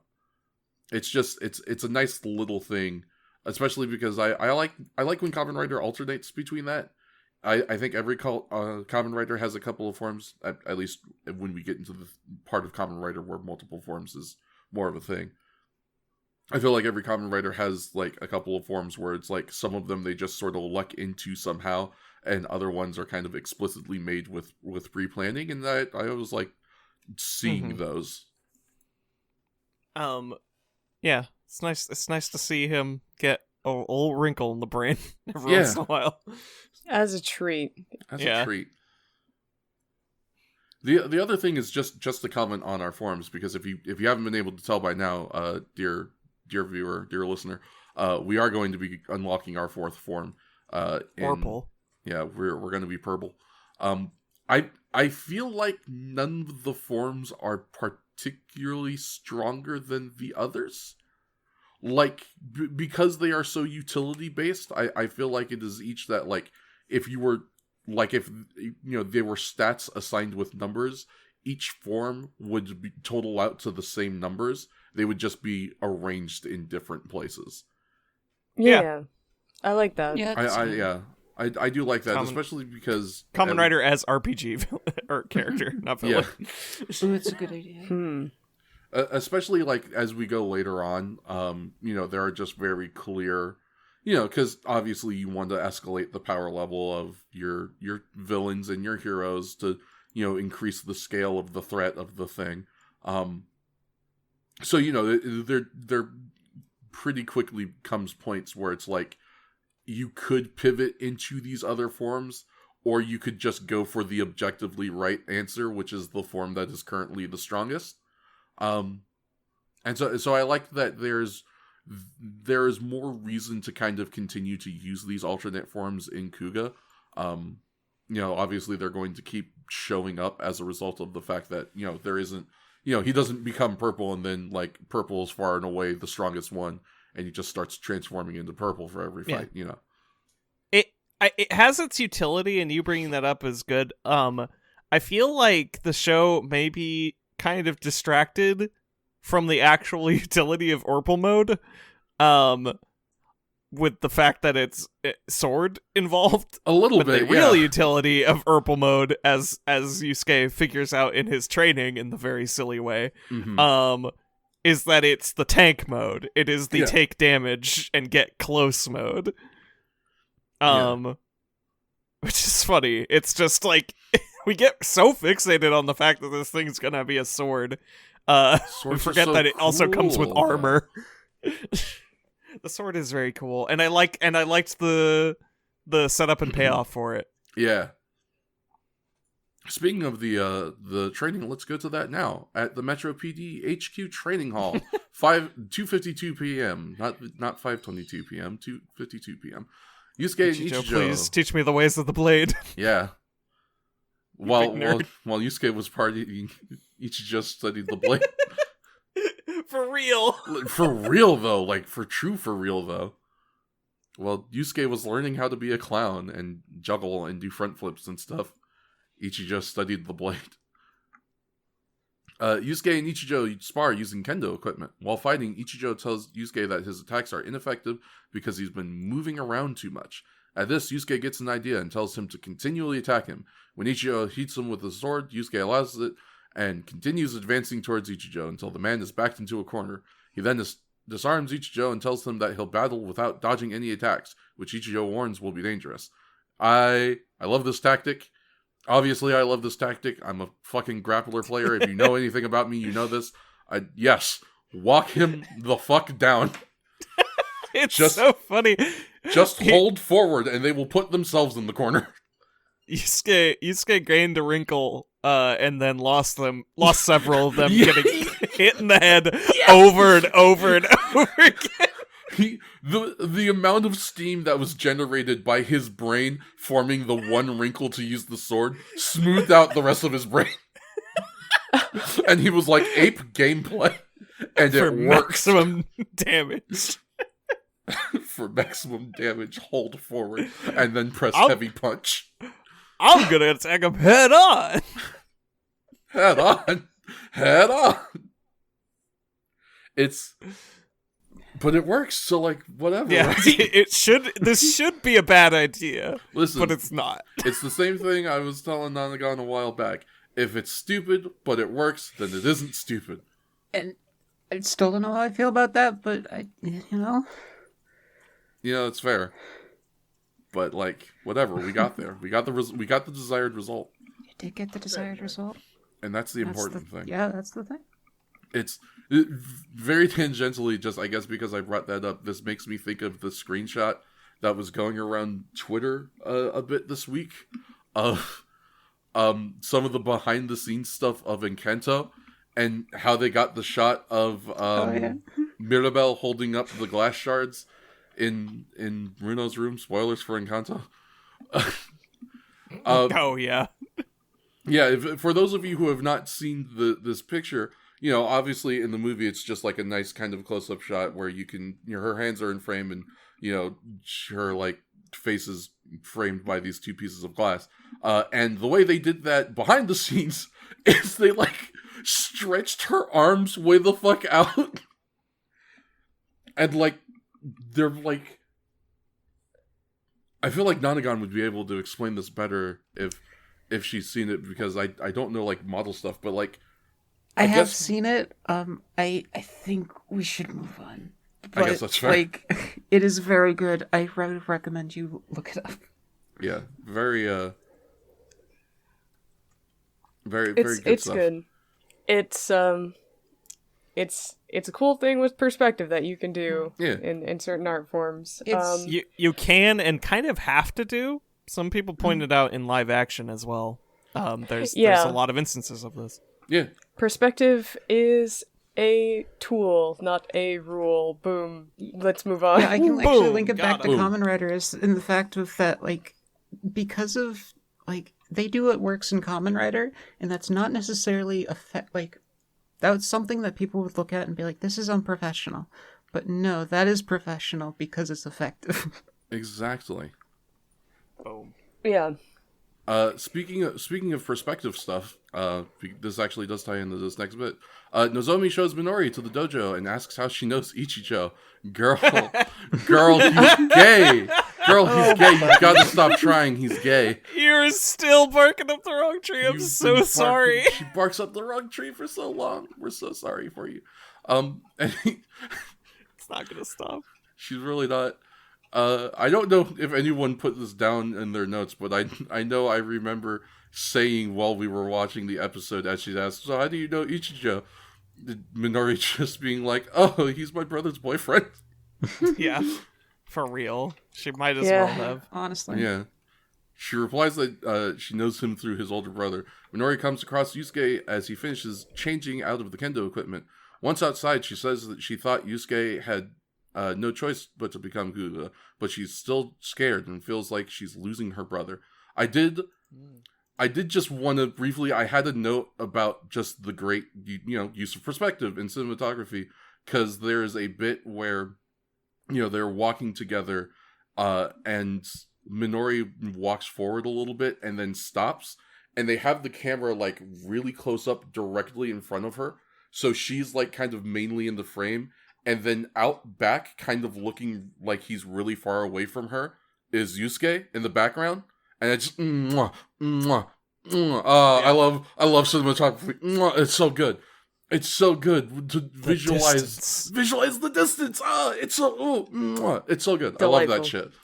This is such a good show. It's I think this show's good, actually. Yeah, holy I'm fuck. starting to think. Who would have ever thought that the show might be good? Anyway, Ichijo gets a call from Enokita, who has finished analyzing the ash from the crime scene. She tells them that it's a fluid that ULF-21 produces within his body and causes an explosion when it comes in contact with other substances, but she also believes it may be a weakness. When the fluid is produced, its body temperature rises to 280 degrees Celsius. That's Damn. fucking hot. That's hot! My man's pointed it up in there. And if it doesn't cool down, it will succumb to the heat, which is likely why it flees into large bodies of water. She also thinks its body should emit vapor somewhere, which is probably a weak point to it on its body. I do like that she specifically points out that organs are probably near or connected to those vents. So, just punch them in the kidneys. Get Just that toss shit. a cork in there. Yeah. Put a potato in that engine. Yeah, it'll just pop. Yeah, just I don't know, if you have some kind of sharp implements, Yeah. like you could maybe jam it in there or yeah, something. like a screwdriver. There you go. Yeah. Get the screwdriver Yeah. and just slam it right in there. or like a butter knife. Like Yeah. a shard of glass or something. But that's Yeah. close to, like, having a strategy, Maybe and like that's a not really spatula. how It's Yusuke works. Listen, we just smoothed this man's brain out. He sort of follows it. Yeah. But he also He's has got a a minor bigger concussion. plan. Yeah, he's got his real plan set up. He I needs love to his stop plan. having a poignant moment with his sister because people are dying. Yeah, we after we speak with Enokita, we do go back to Yusuke and Minori talking, which is just, it's nice. It's a sweet little bit. I kind of to the point that we were making earlier about people's sort of opinions on superheroes changing around this time. It's nice to see that, like, the first thing Yusuke tells Minori as they're talking to each other is like, hey, yeah, I'm scared to do this. This is scary as hell for me, but I'm doing it because I want to make people happy, because it's important to me to, save people, just like it's important to you to, make the children happy, and that's why you became a teacher. Yeah. And I think, I love that point of familiarity, that he's able to take something in her life and kind of use that to relate to why he's doing this, even though it is, so scary and dangerous. And the fact that he's even willing to admit in the first place that, like, yeah, I'm scared. Obviously I don't want to do this, but, well, I do want to do this, but it, that doesn't mean that I'm without fear. It's a good bit. It's a very good bit. And now that this episode is, at least plot-wise, all wrapped up in a pretty nice bow, let's go murder a squid, huh? I love to go murder a squid. Yeah, let's go to the Koto Ward, Ariake. It's 3:57 p.m. Perfect squid murdering time. All 21. He is attacking the police specifically. Which, yeah, all right, man. I get you. Let's see what he's up to. Yeah, hold on. I want to see where he goes with this. He might be spitting. Let him cook. Let him cook. Yosuke shows up, hits him with the bike again. Yeah, again! He fell for it twice! He's gonna fall for it twice, you dumb bitch. Take this bike damage, fucker. Damn it. And I do like that, like, in full spirit of the revelation that Yusuke has, he doesn't even transform into his red form and then go purple. He stands defiantly in front of this guy. He goes to spit exploding goo at him, we get an explosion effect, and then when he comes out of it, he's That's Kuga's music. That's Kuga's music. I love this scene so much. Just straight into the purple. It's so good. We pull the bike handle out of the Tri-Chaser, which this was foreshadowed in the previous episode, which was super cool. Because we mentioned I hope you can put that back, but well, he doesn't. You might need to buy a new bike handle. No, he does it in the previous episode. Remember? Yeah. No, I mean, like, I hope that isn't a sword forever. Oh, true. Well, we know it won't be. What happens to them? We don't know. Don't we watch when he turns Ichijo's gun into a different gun? Don't we watch it turn back or no? I can't remember that gun ever coming back. I don't remember the gun coming back, but I think going forward there's a good precedence to believe that it did off camera. True. Yeah, probably. So he's got to get a new handle. Walk home. It is interesting in that there's a lot to say about this fight, but there's also not really a lot to say about this fight because like he walks at him. It's so cool. Good. It's so it's good. a lot of fun. It's a lot of fun. I was screaming in my notes. Oh my god, I love the melodrama. Yeah. Oh god, because he's just slowly walking at him, but we get these like intercuts of of the sister. Mm-hmm. So good. It's good shit. That's some microwave hallway stuff. Honestly. It was very good. He popped all his cooldowns and he just came in. He really did, yeah. And like we get a shot like from the hand, and it pans from the sword as he's like approaching him and like getting ready to stab him. It's so good. It's a great bit. I imagine it was also like very fun for the crew on hand to film as well, because we do a bunch of like, the effect is that these goo bits are bouncing off of his armor and then exploding on the ground. So we have a bunch of like practical explosions set up that are like going off to the side of the suit actor, which is just great. This fight rules. Even for something that is as simple as walk at guy, hold up hand, and then stab. Like everything about this is fucking great. Dun. And then he just like stabs him right through the stomach. It goes through, and it's just violent. Yeah. It's so good, and you can see his like blood trail into the belt and stuff. Like, this is a kid's show. This is a kid. And he explodes, Kids and his love like gore and gibs go everywhere, and they're Yeah. It's just like my favorite video game, Quake. Yeah. Yeah, for real. Ludicrous jibs. Yeah. It's amazing. It's so simple yet so effective. Yeah, I think I'm acclimating to the green screen explosion effect, or they sharpened it up over 10 episodes, which they might have. It's probably a little bit of both. Yeah. Probably a little. If we're being honest. It's it's one of those things. You'll get used to it eventually.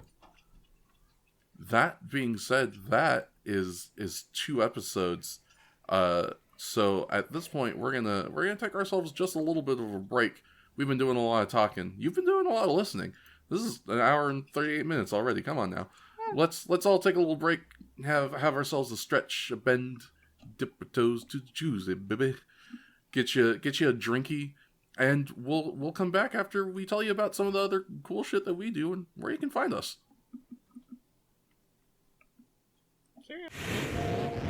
Henshin!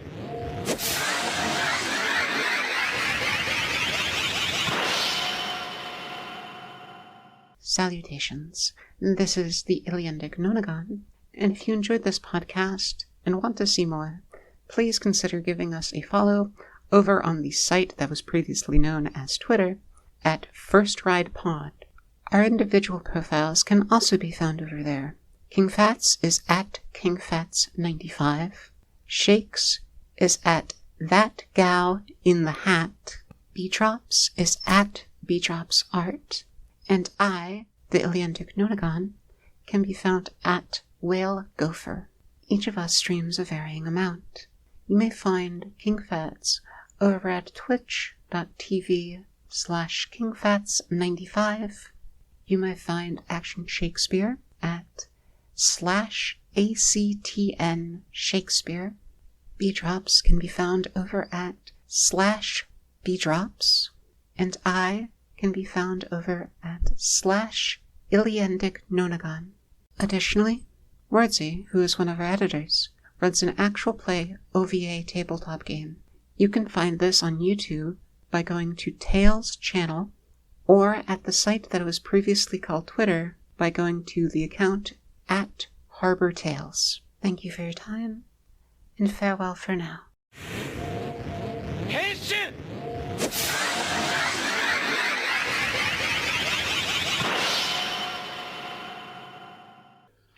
Welcome back, everybody. Hope that you had a good break. We're going to keep this train right a-chugging along into episode 11, Promise. Original air date, April 9th. You promise? 2000. I promise it's the 11th episode. If you go check on Shout Factory right now, it'll be the 11th episode. Oh, All right. thank you. I'll believe you because you're my friend. Oh, thank you. This got weirdly You sincere. better not fuck me. Okay, thank you. Blinks. We needed to bring the energy back. Hey, let's go to Tochigi Prefecture in Kazahaya Elementary School. It's 4:22 p.m. School's out, y'all.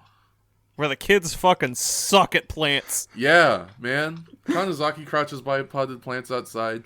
He notices they've wilted, and he's disappointed that while the students wanted a flower bed, nobody tended to it.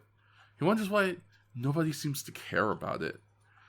Another teacher tells him that the issue is not that they don't care, and suggests that Kanazaki should fucking quit. God, you're such a narc. Get retired, you old bitch. Leave me alone. Stop complaining. I really like how the other teacher handles it, because Kanzaki is really coming across as like the, am I out of touch? No, it's the kids who are wrong. A little bit, yeah. And the other teacher has the most pleasant way of putting it that I've decided I want to keep in my back pocket, in which he just looks at the other guy and says, you know, I think you need a change of pace. It's like it's the proto touch grass. Yeah, it really is. Gosh. You need a change of pace. You need a change of pace. Log the fuck Yeah. You off. do literally anything else. Yeah, do something Yeah. else. Get a hobby. Well, The same message, but totally different zone. I enjoy it. I guess it can't be touch grass in this scenario because he's touching the garden, but That's what he's mad about. Touch grass I that isn't understand that, you the freak. sentiment. You should touch carpet, maybe. You've been outside too long. Maybe you should munch carpet, my guy. Jesus. Whoa. Blinks. Well, I mean, his wife's at home. So. Yeah. Yusuke cooks, For once. Yusuke cooks. Him Holy cook. shit. Yusuke. Yusuke doing his Yusuke- job. Yusuke reveals why nobody fires him. He's actually really fucking good at cooking curry. Yeah. good for him. Good for him. Yeah. Listen, Job retained. ladies and gentlemen, I don't have too many call to actions on this podcast. That's probably a lie. I've probably made a bunch of call to actions. Here's the call to action. Yeah. If you don't know how to make Japanese style curry, fucking learn that shit. Okay. Learn how to make a good Japanese style curry. You don't have to learn how to make it from scratch. I'm not gonna fucking put that on you. Yeah, that's Go buy get yourself some blocks. Yeah, buy yourself some blocks from your local supermarket or your Asian supermarket or whatever. You can use the curry blocks. I'm not gonna. But learn how to make Japanese curry. It's very easy. It's it's a cakewalk. It's delicious. It's filling as hell, and also it's a generous recipe. You can't really fuck it up. You can just sort of do whatever the hell you want. I revolutionized the game of the struggle recently. I fucking busted out new tech in the Japanese curry technology. Fucking spam curry. Okay. 10 out of 10. It's so fucking good. It's so I can hang with fucking that. good. I'm gonna try that. Make spam curry. Canned spam. I think I might. I'm gonna see if I have blocks of it left Yeah. because And I you would just- love to try some spam curry. Just dice that shit up, let it fry a bit, then add your vegetables, and just make your curry like you would. The best part is you don't even have to season the spam. it's got that nice salty salted. flavor to it. Yeah, exactly. So you don't have to do anything to it. You just season the rest of your curry like you normally might, and it's good. It's great. It's fantastic. And a can of Spam is $2, and like 2 pork chops is like $4. So you do the fucking math. I also want to give notable shout outs Please. to one of my favorite Godai moments so far of the frog cooking the that frog, yeah, oven mitt. Like, Yeah. it's Yeah. so good. and him using it as a Muppet. Yeah. Have Yeah. a seat, Pops. Yusuke is I hope this isn't a weird term to use, but it's what comes to mind.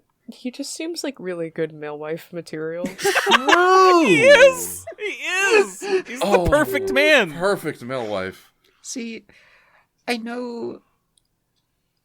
Okay, this is gonna be silly, but the fact Yeah, that's what this podcast is for, baby. well, okay, but like, if Yusuke was feminine, in gender, I would be like, okay, I understand the appeal 100%, and that's the Okay. only, like the only barrier. That's powerful. Holy shit. That, Well, all right. high Let's praise both for agree. Godai Yusuke, yeah. Yeah. We'll find a female Godai out there for you, Nonnagon. Anyway, It's me, Yusuke, I'm the female Godai. amazing, fantastic. Wow, I would do this stuff. Oh God. true. Tamasaburo comments that Yusuke's in a good mood, and Yusuke mentions that since he won't be able to help out tomorrow, not like you help out any other day, you fuck, he should help out today. Tomorrow, he's real excited about tomorrow. He's meeting somebody very important to him. He's so insanely hyped for tomorrow, all Yusuke. So there's this guy. So this guy. Does Ichijo know? We assumed it was Ichijo until we remembered what this episode was about. Oh. We were watching. That's incredibly fair. It's so fair. He does Yeah. say he's really important to me. Yeah, That's right. yeah, incredibly fair. Let's go to Saitama Prefecture. It's real early in the morning. It's 2:16 a.m. and a truck driver. I like that it says notices. A truck driver notices Zuzainda in the middle of the Just road. hanging. Yeah, Hey, like dude's just Look in at the that. middle of the road. I do want to just bring up the call out that B had at this point. yeah. Because the truck driver stops in front of him and leans out of his window and he starts yelling. And B was immediately like, "Sir, you're not dressed for this kind of behavior." Yeah. It was fucking stripy long sleeve shirt. Sorry, I've been And just so mean full cut. lately. No, it was so funny. It was so fucking funny. And you were Beedrops- entirely correct. Punchy Beedrops is really funny. Punchy Beedrops is a great version of Beedrops. I'm so sorry. I'm happy if it's entertaining, but I hope I'm not overstepping any boundaries. No. But yeah, this man comes out and is like Blue's Clues ass looking. Like, this man looks adorable, and he's out here trying to throw his weight around. It's just really funny. My man's got the Build-A-Bear fit. Yeah. You look stuffed with fluff, but sir, please just sit right back down. I don't know what you're trying to accomplish. Oh man. He's Uh, trying Well, we to. don't- He's just trying to get his anger on himself. and he's doing so bad. I just think it's adorable. He's got his striped shirt on, and he Striped leans shirt. out the window. He's like, "Bakayaro!" And I'm like, what are you doing? You can't do this. His hidden evil side. Yeah. Oh my god, yeah, it amused me far more than it should have because he does immediately get murdered real bad. He does but- immediately get murdered by They did- Zuzainda. Yeah. Unfortunately, he encountered the truck fucker, and he was in a truck. Yeah. And he got fucked. It was pretty intimate. Yeah, it was I real- mean- He was looking at that tailpipe, and he was, you know what he was thinking. yeah. I mean, He was gonna wreck it. Like, they were. Never mind. I truly cannot cannot stop the narrative of the truck fucker Rhino gang. truck Because fucker. it's what this thing is entirely about. Basically. And they also just did what we thought that they should do in Ichigo, where it's like, why don't you just stab people and gore people with your horn? Right? Okay. Oh, right, I'm a rhino. Gosh. Thank you. Look at that. Finally. It's Rhino gang. yeah, shout out Rhino Gang. I'm glad we got to watch him fucking murder a dude in cold blood, like on screen. Because I- his weakness isn't his horn. You know, for Funny. kids. Funny how that For works. kids.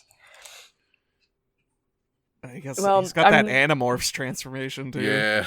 A little bit, yeah. I mean, like, I'm still mad that he killed that dog, but Yeah, fuck that guy. I don't hate him. Are we gonna I gonna think- dedicate the segment now to talking about his titties, or should we wait until I next think episode this to do that? man. Maybe next episode. I Okay. think. Okay, you know what? Then I'll save my We've got comment. plenty as of well. titties for later. Yeah. We'll get more than enough titty We meat for you. we gotta keep it rolling. Yeah. True. We gotta research why the kids don't like plants. Yeah. Well, first we gotta go to Tochigi Prefecture, specifically Utsunomiya at 8:53 a.m. Old Kanzaki, he's doing it. He's gonna hang it up. He's going through his old photo albums. Woe is That's what I me. was referring to. I used to be a teacherman, and now no longer. And he luckily happens to stumble across one of the photo albums where he's got a little message from Yusuke, from like little Who? baby kid. I'm sorry, Yusuke. Who? Yusuke? Who the fuck is Yusuke? You know Yusuke Godai? Don't ring a bell. Okay, well, you meet him at your old school, tomorrow, actually. Oh shit. The Well, time- I guess I'm not doing anything. I don't remember who this is. I It's better go so- find out. It's so fucking funny that he doesn't remember, and he goes anyway! I appreciated just in this. He must meet so many children, but more than anything, just the romanticism of this like 20-year promise. Oh wait, he's 25. It's not that much. Like 10. Or like 10 years. to, No, 10 they- to 12 it's years or 13, I something. believe. Yeah. Okay, yeah. 13 All right. years. Oh, that's so romantic. It's like a Ghibli Lucky film. 13. It is like a Ghibli film. Holy shit. I'm just I latched on so immediately just to the premise of we promised to meet in 13 years on this day, and they It's- both go. It's so Whoever good. it is. Whoever this is, Whoever this you know is. it. Oh, what a fun plot! Imagine just some story of like I have amnesia, but I have a note that says that I made a promise, and you go and maybe you get murdered. I don't know. I Anyway. think I mean, I think this has the fittings, like to everybody's point. Yeah, this is peak Ghibli film stuff. If we didn't know who Yusuke was, and this was entirely from the perspective of the teacher, you could make an entire movie about that. You Yeah. could do an entire thing where this dude sees the book, sees this promise, is going on a journey, and maybe for the purposes of it is progressively remembering. The closer he gets to his destination, is the more Yeah. he remembers. it's like And then be the like- kid's dead at the end, and we're all sad. It's like an only yesterday delivery, and he goes out to this other town where he Yeah, used exactly. to live because he remembers. And oh man, yeah. I'm gonna make that movie now. All right. We're gonna all produce Hell yeah. the next tearjerker. If you ever seen David Lynch's Disney movie, The Straight Story, it's kind of like that. Oh my god, it is kind of like the straight story. Holy shit, whoa. Yeah, I didn't even think about that. It's totally like the straight story. Well, damn it. now I gotta look it up Wow. I mean, later. I mean, yeah. Eventually. Got a few hundred. For now, of these. though. Don't worry, Spider would love to rerun you through all of David Lynch's movies. genuinely true, actually. Is the thing. shout out to Candy Spider / Spider Arachnid, Yeah. friend of the podcast Candy Arachnid? crew. Candy erected. Okay. I wanted to make sure I remembered that right. Did I misspeak? You said Spider You said Arachnid. Spider Arachnid. I Which mean- is technically true. Yeah. I'm sorry, I'm so sleepy. My name is Enrique Bethesda. You said you I'm were going fine. to sleep yesterday. Yeah, I took a nap today. Damn, a nap? Wild. I'll allow it just Yeah. because that will let us get back on topic, but This is true. Yes. Napping. We don't have time to chastise me. Yes, we do. Escaped again. the water you All right. are on is just very cold. It's not even ice. True. So, getting back on topic, Yeah. we have a new girl Yep. and a new tree to bark up. Heck yeah. It's still wrong. It's still wrong. We cannot, for the life of us, we can't find the right tree. Where is it? We have two different girls barking up the gayest trees. Truly just the In most the city. homosexual. A shame, but God, fair enough, I suppose. They're both lovely people. That's very very kind of you to say. You're right. They're wonderful guys. There's something about The girls are okay too. True. She makes the comment that Yusuke is cool, like someone out of a romance TV show. He's so dreamy. Yeah, and I just immediately had the thought of like, you would fall in love with the guy with the protagonist in a BL manga. Are you not paying attention, man? We're checking off the boxes. Yeah, really. Blinded. She's gonna fucking turn into a Fujoshi. If she's not Holds head. already. Yeah, true. This woman we're referring to is, of course, the niece of Yes. Pol's practitioner? No. The practitioner, Tomasaburo. Thank you. I don't remember his name. Proprietor. Ever. I call him Tencho-san. Thomas Saburo. Tencho-san is cute. Tencho-san is very cute. Yeah, but yeah, Thomas Saburo's niece, her name is Nana. We will learn more about her later on. Nah. Na na na na na.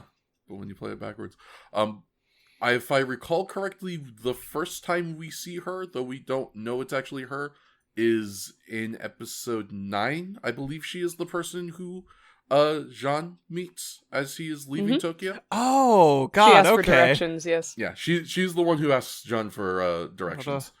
What a fine web we weave. Yeah. This show is good, actually. Whoa, holy shit. Wait, when one Interconnected character plot leaves points. town, the new character coming in runs into them. It's just such an unnecessary touch that I love so fun. much. Like, it wasn't a very significant interaction. It was just, like, a narrative baton pass. It's not like Jean is gone forever, but it's just... It's just nice. It's Oh, yeah, nice. we're gonna keep checking back in with John Whiteman. He's got a mission. He's a man on He's a got- mission. He is like he has like a, I don't know, like sort of a miniature story arc that is not going to pay off today, and it wasn't going to pay off yesterday, and it won't pay off tomorrow probably, but it's still working on it. It's getting there. A developing I'm rooting for story you. in a world. It's cool. I'm Yeah, glad like In a it was world with it was white put people. way One man, God, one imagine. soul, one power. scary. I'm sorry.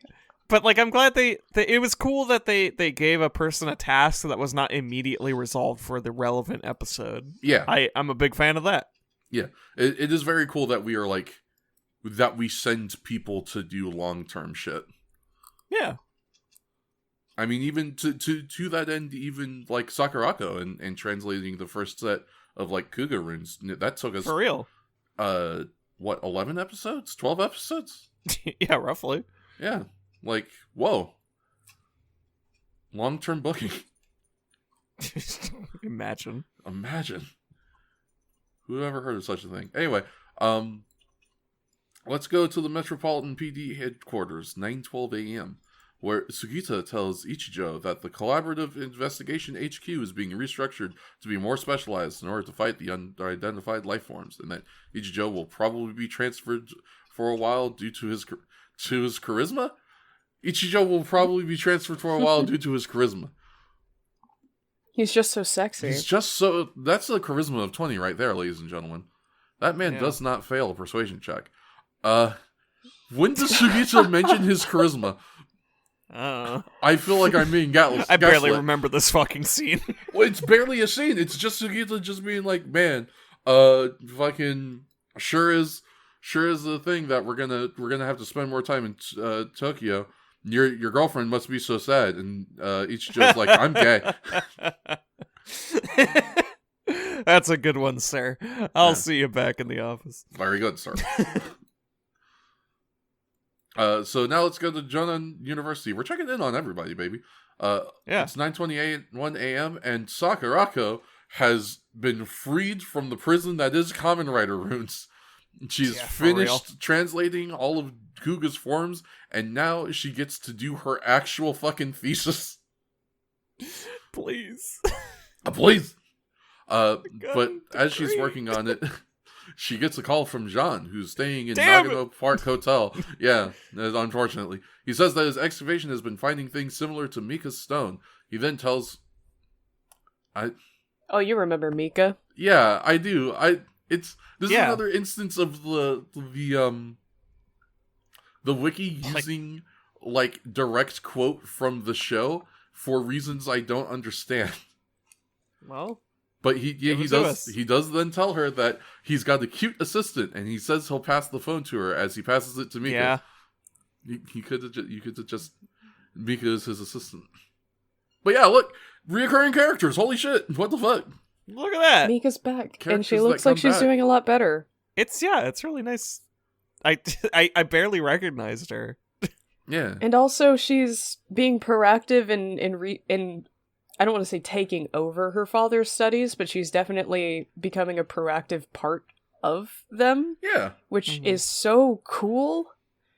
This was this was a bit that I was kind of excited for us to get to, specifically in I think it was the episode directly previous to this one, because when we were talking about it and we were recording it, you guys mentioned talking about Jean and Mika and how interesting they were, and it's cool that we met them and we're probably never going to see them again or do anything else with them.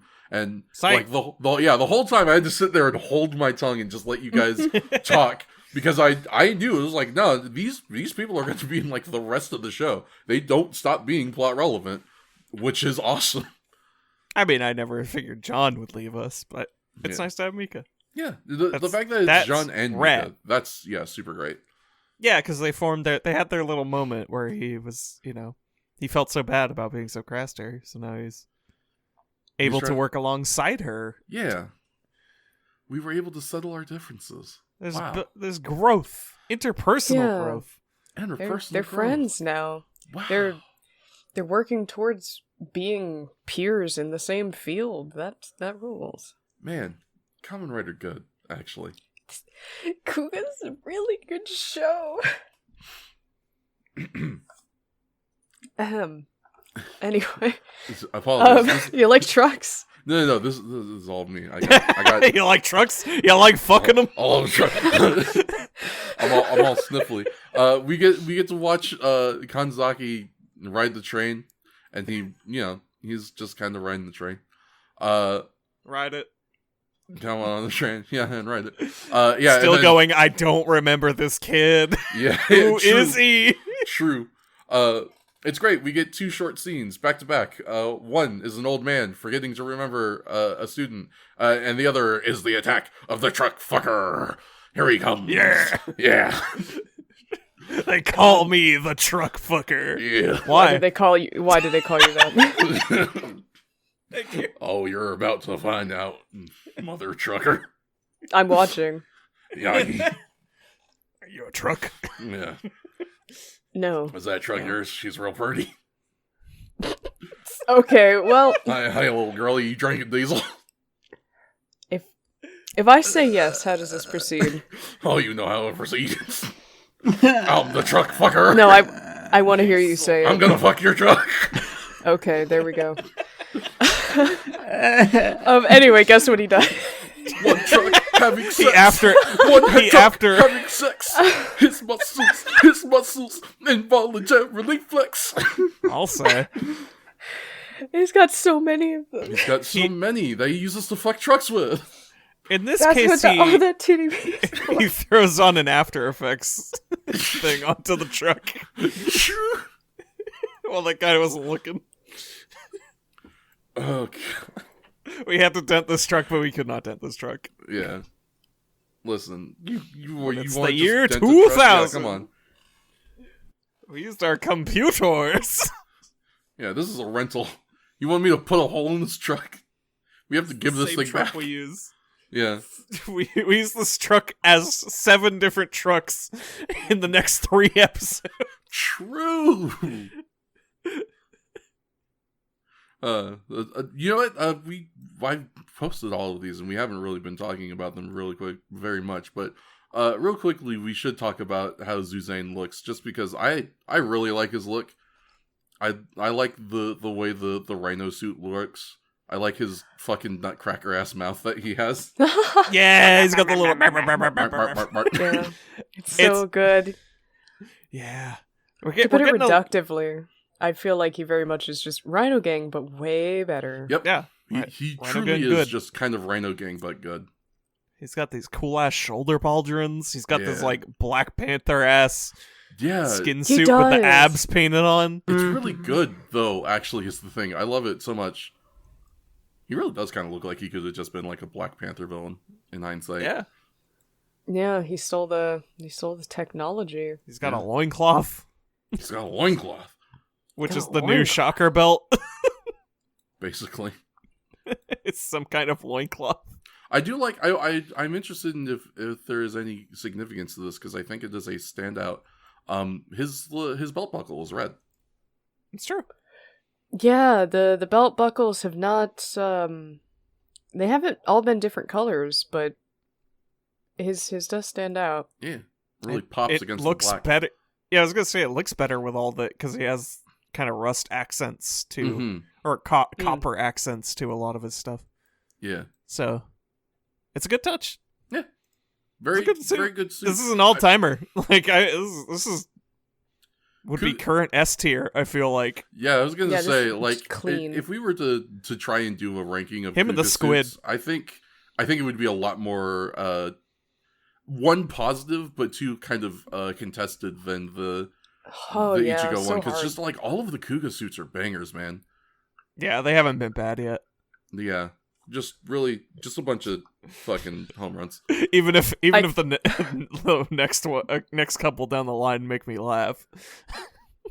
Oh, You yeah, know- I'm excited to encounter whatever our baseline's going to be, because I know in our hearts we'll probably think he's just the worst of the bunch and he's not actually bad, Mhm. but I would love it if we just tore into him for no reason other than we have to have some baseline to Yeah. judge the rest of them. Someone has to be the loser, so it's gonna be you.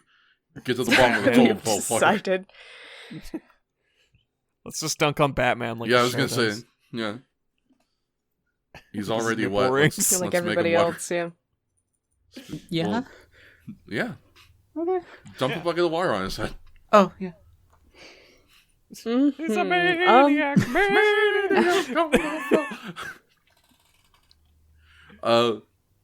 Let's go back to Well- the Metropolitan PD Joint Task Yeah. Force office. It's 10:29 a.m. Sugita, man, we sure do like talking to Sugita. I don't mind that because I like Sugita as a character, but I don't think I really truly noticed until like having to read it aloud how much we are like always talking to Sugita.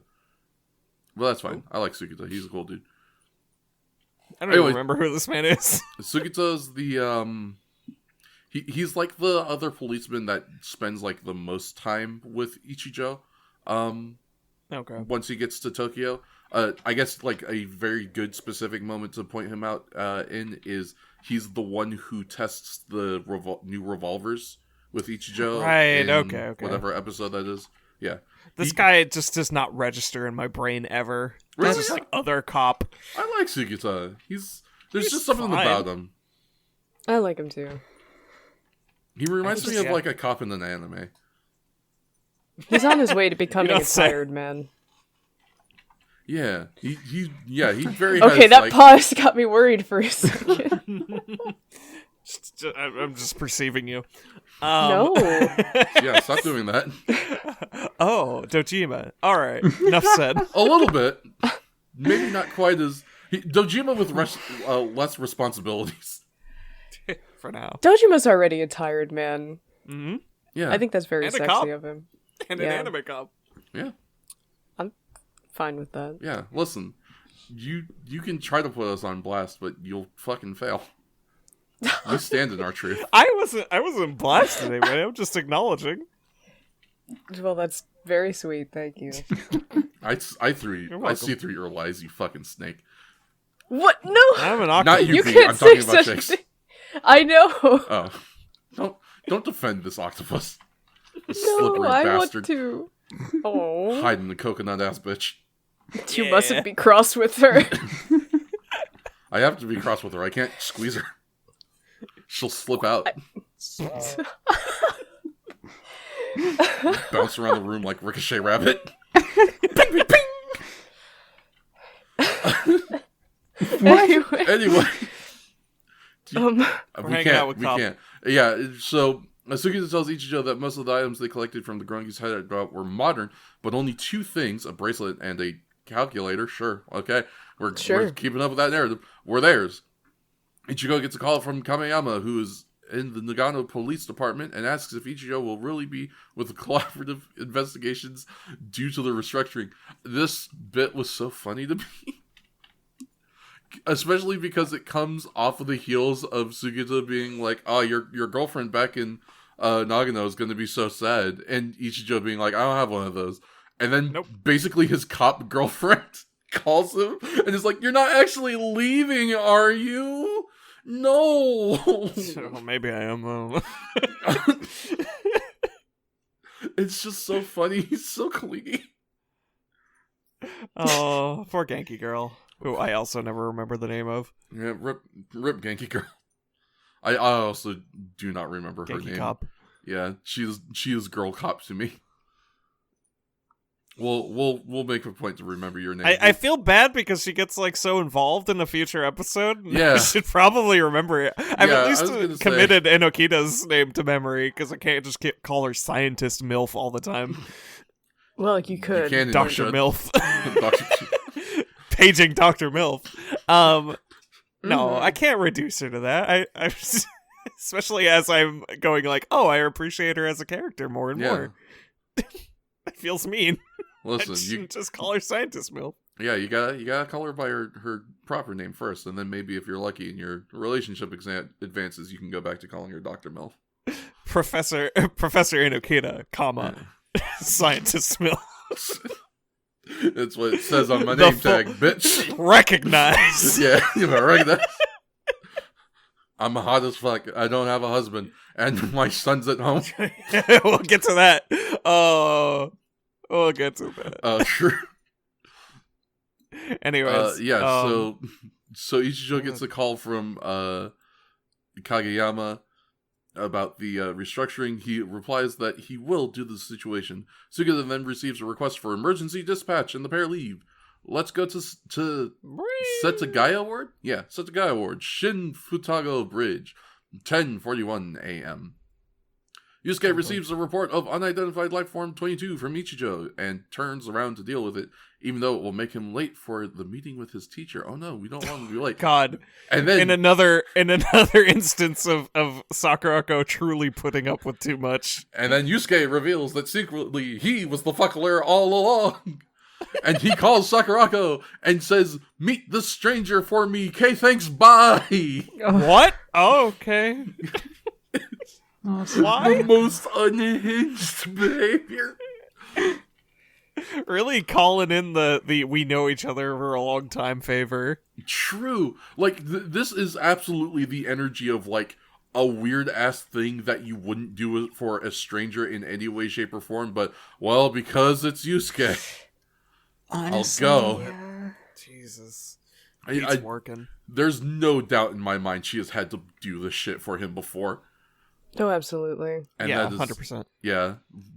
I guess how I insane. like to believe that Yusuke is just as good for it. Like, if you ever came to him with a request, I do believe in my heart of hearts. That's Yeah. the thing, is absolutely he is. I'd like to think he offers.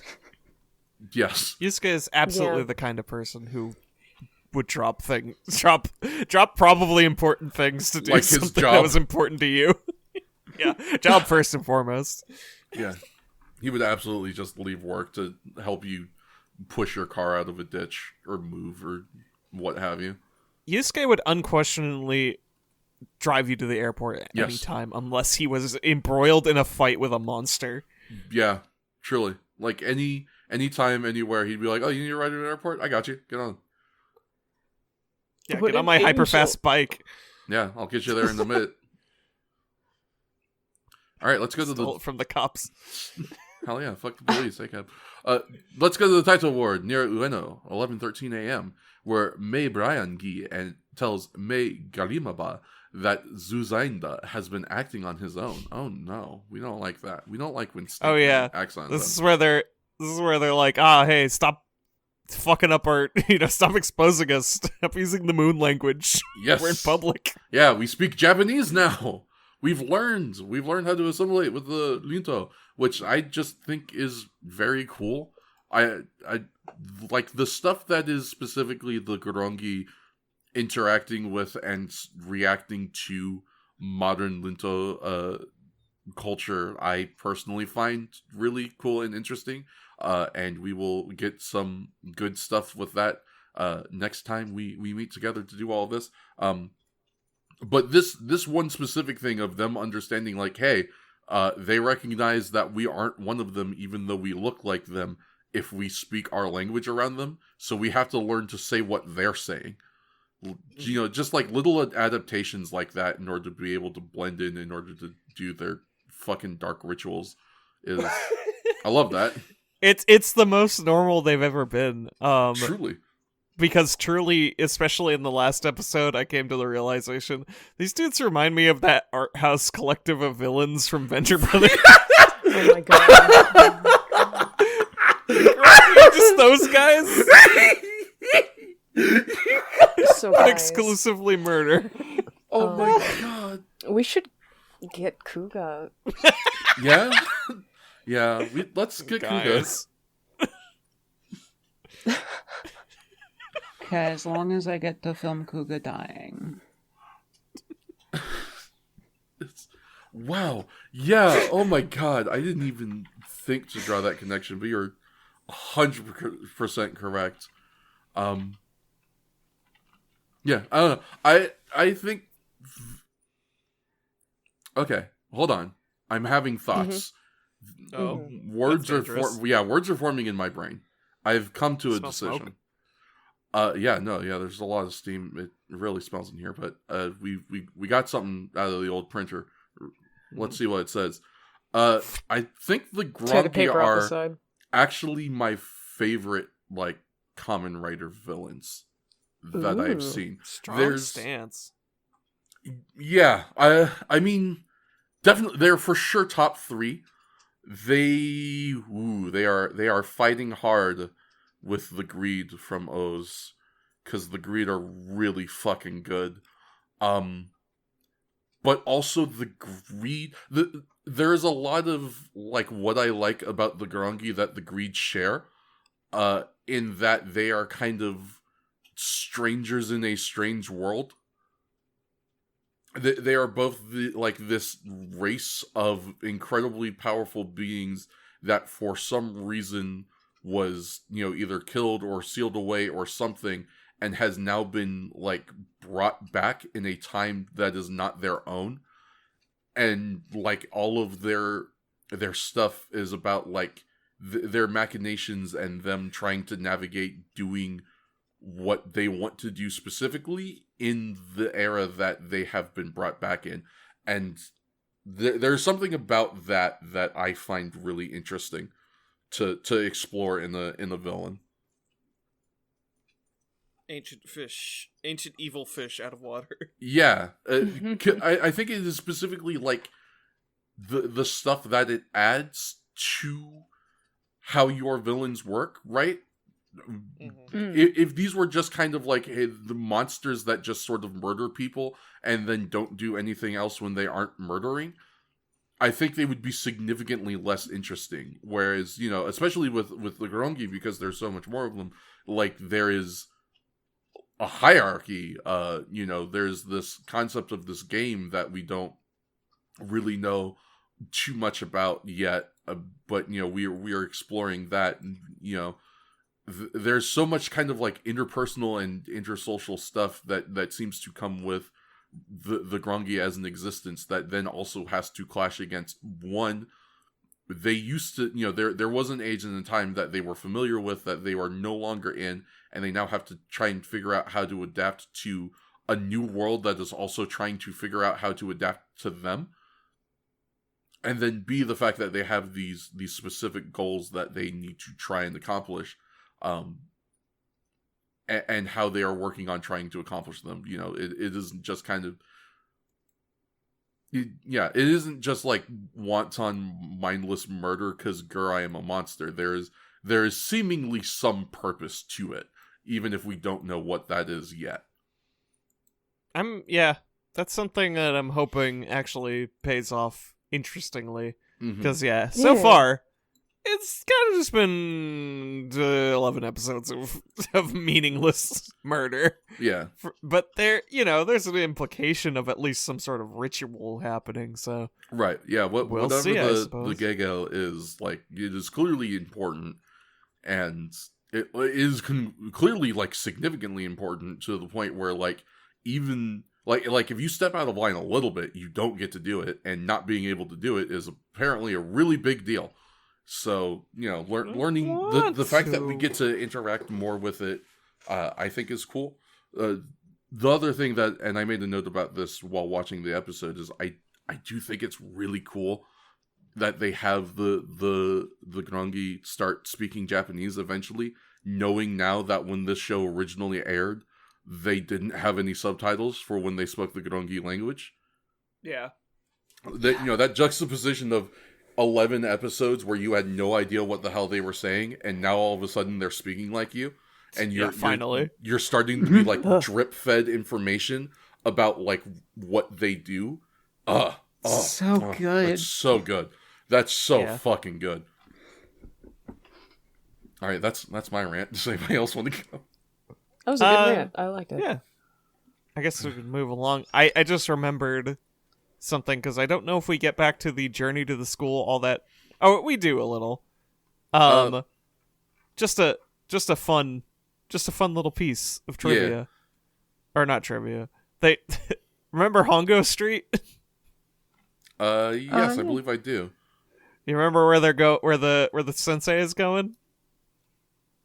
What, like I Hayato Street? do not, unfortunately. Tachibana Elementary. Oh, really? Aw. Oh, that's good.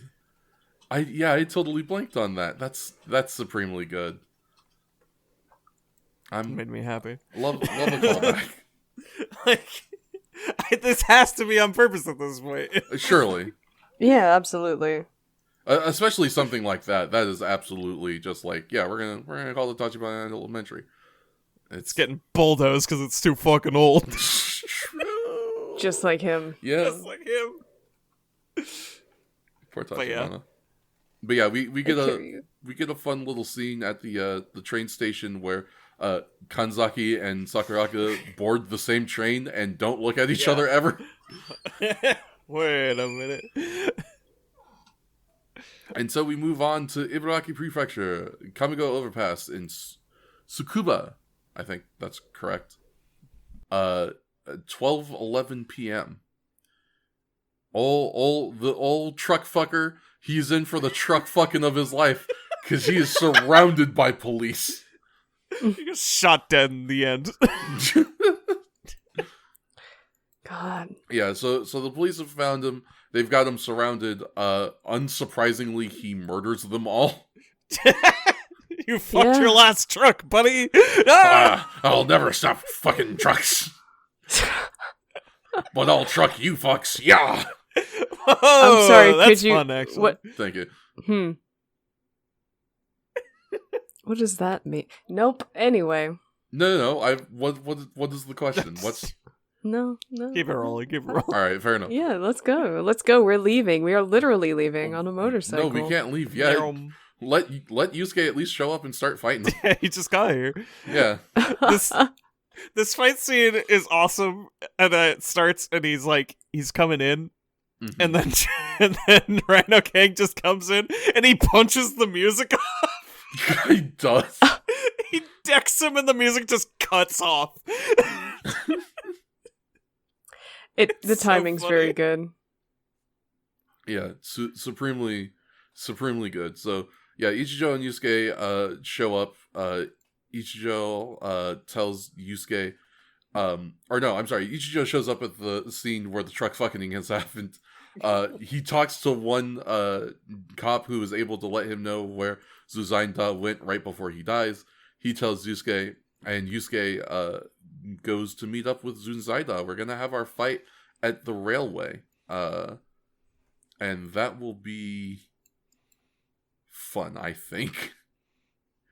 But also Well. largely happens next episode, so we'll go ahead and end this episode at Well, We get some. Yeah, we get a little bit. We get, because he's like, he's truly not letting him fucking henshin. He just keeps beating his ass for like 5 minutes. Like, Beating you and beating you and beating you. Please, Also- My first Also- two notes for this fight are light punch and action like you won't get command grabbed. Because, like, literally, this dude just decks Yusuke and then immediately picks him up and starts tossing him around. They make Yusuke look like shit in this fight. And it's great. No, Yusuke. it's great. It's awesome. I love it. Rhino I Gang's do a feel beast. bad that we started an unfortunate trend. It's not a huge deal, I don't imagine, but I've noticed in this episode and the next one that a lot of the combat stunts involve falling on the rails, which I imagine sucks so bad. That's a Probably. bad bump. That's not a bump bad you wanna fucking take, brother. bump. So that keeps happening. I think it was also around this time when I explicitly wondered out loud, are his titties getting bigger? Yes, this is when you started to ask if his titties were getting bigger. Old dude Marley over here. A little bit. Like, I know it's probably just because he's actually really active in these scenes, so, He flexing. yeah, he's flexing, he's got the pump, but, I was like, sir, Sir, why are you growing? period, that's the whole thought. Beedrops doing the little side eye next to the track. Lucky me. Yeah, true. Neuron activation. He just has so I was much thinking titty. of the looking away meme, but sure. Oh no! I was I thinking that one with the girl next to the dude with the huge fucking titties. Yeah. Oh, Yeah. looking directly at. Oh my god. No,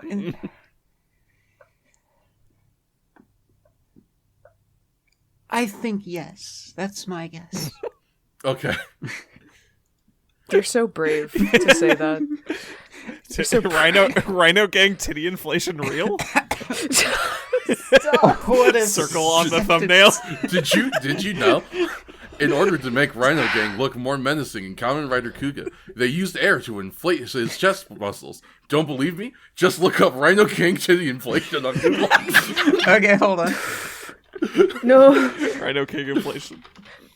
he's not even Rhino Gang. We just keep calling him that. He is Rhino Gang. He's the spiritual successor. Well, I literally spiritual wrote down successor, but- I literally wrote down the note. I am not remembering your name that's that about, is- because I'm not. incredibly fair. it's about what you'd expect if you Google it. And then Yusuke fucking dies. Yeah. Yeah. And then he lifts him up and he just gores him. To quote one of my best notes I've ever penned, best things I've ever penned. And Godai is go dead. Oh, That's the show, everybody. Yeah, Fatality. episode 12 doesn't exist. Yeah. No, the 'Cause- Grongi win. yeah. Yeah, it sucks, but I mean, there was this scene where like the Half-Life 2 announcer came over the intercom and was like, "You lose," but God. Half-Life 2. God damn it! Yes, the Half-Life 2 announcer. Yeah, the announcer for Half-Life 2. Y'all remember him. Well, Welcome it's a to good the thing none of that Black happened. We don't have to. Center. You lose. Pick up that L. Experimental ass lab. Warning. Giant titties ahead. The shadow looms. Okay. Wow. Anyways, psych. We gotta get to Kanagawa. We gotta watch fucking so Kanzaki sorry. info dump on a waitress. It's true. He's Good for him. eating that country style red bean soup. Yeah, that country style red bean soup. Did- So Sakurako and Kanzaki, they get off the same train, they go to the same bus stop. Kanzaki notices there's a cafe and goes into it, and Sakurako doesn't, which I thought was kind of wild. That's very strange. I think he should have had this conversation with her instead of the waitress, He and I just can't help genuinely- but wonder He really if should have. this was just a last second addition. I also think this sweet little waitress, this sweet little old lady waitress, like she. First of all, I would die for her, but second, she must just be so used to this because like he just immediately just like trauma dumps on her, and she just leans over and grabs him by the hand. I remember one of that she those. held his hand over the cup, and I was like, "Oh, Oh. Are you gonna burn him? Don't info dump on me, you dick. Just dunks his hand in the hot soup. Yeah. but your tea leaf was standing up. It's That's true. It's so auspicious, my dude." Good omens. Oh, okay. Yeah. Good. I wonder was how many just about to ask tries what it- that means. I wonder how many tries it got them to get a tea leaf that stood up so perfectly. That's a good Based on question. the way that they filmed it so close, I'm assuming somebody just... It's either stock footage or somebody just sat there making cups of tea over and over and over Yeah, until they right. got it. Mm-hmm. But yes, there's your little Japanese folklore lesson of the day, folks. A standing up tea leaf in your green tea means good fortune. Good to You know. ever watched Ouran High School Host Club? Only a couple of Not yet. episodes. I never finished it. Oh, well, now it's time for me to actually recommend it to you. Okay, well, I mean, asterisk, it's a 2000s anime, but Naturally. that's It's a very conversation gender. for another time. It is It's very so gender. goddamn gender. That's all I know about it. And Oh that's my enough, god. honestly. In both ways, I feel like on Yeah. every side, it's very gender. We all love Haruhi Fujioka. It's Yeah. gender all up down that bitch. I'll tell you what. I'll tell you what. So I would like to pivot very quickly Yes. to some actor Yeah. discussion because I had wondered about this silently to myself. I had thoughts about this silently to myself the entire time I was watching them, and so I went and I googled it, and I did confirm that the actor for Zuzainda is a gentleman by the name of Akira Nogami, and yeah, you better believe he used to work for NJPW. Yeah. This Yeah. man is a I think I've- legitimate professional wrestler. I think Apparently, I've seen that dude in a Yakuza game. that wouldn't surprise me. Apparently, sometimes his name is stylized as just Akira in like all capital letters. He worked for New Japan from 1984 to 2004. Worked for All Japan from 2004 to 2007. Went back to New Japan in 2007 to 2010. Then worked for Smash and Wrestling New Classic from 2010 to 2014. Then worked for Wrestle One from 2014 to 2016. He's been everywhere, man. So one, he's been all up down this bitch. Two, he was wrestling from 1984 to fucking 2016. My man was in the game for a while. Yeah. That's... Damn, hell, he was... Man. I don't Yeah. feel like doing math. That's a while. It's wild. Wrestlers don't really last that long. True, Especially when they start in the 80s. yeah, especially when they start in the 80s. So yeah, there you go. He's a wrestler. If you are interested in seeing some stuff of him, now you have a name that you can look up to look for matches. I know I will probably do that. Yeah, sounds fun. Yeah, seems neat. But with that, that will lead to us going to our next and last episode for this batch. Teacher, Common Writer, episode 12, air date April 16th, 2000. And I like that of all of the episodes that we have watched so far on the wiki, this is the only one that at the very top says, alert, warning, This episode contains scenes of blood. Viewer discretion is advised. Damn, bro, Incredible. you promise? You know, for kids. I don't even remember. I remember the dog more. That was like a red stain. Yeah, that's fair. Well, I'll tell you exactly about it because we cut back on the cliffhanger that we ended on last episode, which is will Yusuke get murdered by Zuzainda? Will Rhino King rhino him right in the gang? Well, he doesn't. No, sorry. He successfully dodges. He tries to land the finish. Oh, I remember now. He gets the 1. He gets the 2. 2.9 and he kicks out. Oh my god, he's too strong. Yeah. You should just rider kick first. It's that easy. Oh my god, he's still alive. He kicked out of it. He kicked out of it. Oh my god. Yeah, for real. But you know, we can't have this. This has to be a little bit of a fuck of a finish because we gotta build up to the main event at WrestleMania. So Mibrayan Gi is going to show up and steal him a slice of titty meat. Right, yeah, he gets in there. Yeah, he takes himself a cut like he's making a fucking sandwich. There's plenty to go around. Yeah, let me just shave some off for you. Just a real nice gash Like a deli on the slicer. suit. Yeah, really. Get a slice. Yeah, just don't go and just shave some off there. You want cheese on that? Hell yeah, brother. Say one. True. Just sits. Yeah, stares you dead in the eye. Now I'm thinking of that fucking one sandwich fight. I made you a sandwich? You made can't. me a sandwich? We will recite the whole thing. Yeah, Yeah, we can't. we will. God. Listen, Okay, anyway. all I'm saying is Mibrayan Gi really made Suzanne a sandwich at that day. Make me He a really sandwich. made him a sandwich. Yeah, you made me a sandwich. No. So they fight with each other. Envy. Which, you know, leaves Yusuke to kind of... Yusuke just watches. I really enjoy that. Like, huh. Huh. Look at that. All right, well, That was Yeah, weird. yeah. They fight each other. They both jump off of a cliff into some water. Ichijo shows up. Yusuke is like, hey, this is what happened. I was getting my ass kicked, and then a fish showed up and sliced off him titty meat. And Ichijo's Took a bite like... out of him. Yeah, he really took a bite out of crime. Is that you, McGruff? But Ichijo suggests that they go downstream to look for the pair. And we go back to Kanagawa, where we see Kanzaki join Sakurako and waiting for the bus. And now we finally get to connect A to B. Sakurako sees his name tag on his bag and is like, hey, wait a minute. That's the name my bitch-ass friend gave me. Oh, good. You know God. him? I don't remember anything about this kid. Can you please tell me something about him? Please tell me something about this fucking mutant. Ruined my album 13 years ago. 13 years ago. We go back to Bunko Ward.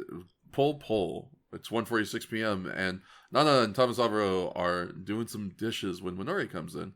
Tamasaburo introduces Nana to Minori as his niece, and Minori introduces herself as Yusuke's younger sister. I do appreciate the wiki reminding me of this. Nana introduces herself as the first member of the Yusuke Godai fan club. Yeah. To which I said, "Girl, get in line." Yeah, you are. sorry. There's no way in hell, girl. This has been on for 11 episodes. Yusuke, Yeah. this is the second time in a row Yusuke's sister has had to break the bad news to another hopeful straight girl. True. This poor sister. His poor Because sister. you know Yusuke is not the kind of person to pick up on this sort of thing. No, at he all. doesn't get hints. I don't think he even knows that he and Ichijo are dating. Yeah. Oh my god. It's Yeah, not that's like fair. it's not like a conscious thing to him. It's just like breathing. Yeah. I moved in with my boyfriend. Does that that's mean beautiful. we're dating yet or no? I don't know. Whatever. Couldn't fucking possibly tell you, dog. I mean, we went on another date yesterday, and we've kissed a few times, and we watched the sunset. And also, he gave me this really nice ring and asked me to marry him, but I'm not sure. I don't Does know he if he like likes me though. Do you think I have a chance? You think he's really cute, and I don't want to blow it. And Nori's just holding her head. And Ichijo's in the background pulling off his shirt like, God, you're so fucking stupid. I can't not. Oh my god.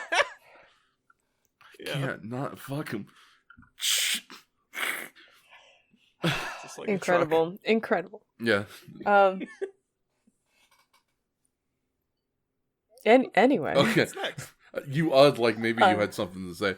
I didn't want to spoil it preemptively because I know exactly what I want to call the next scene. What do you want to call the next scene? Go for it. Are you sure you want me to just introduce it this way? Yeah, go for it. Infinite titty meat. True. This titty meat is unending.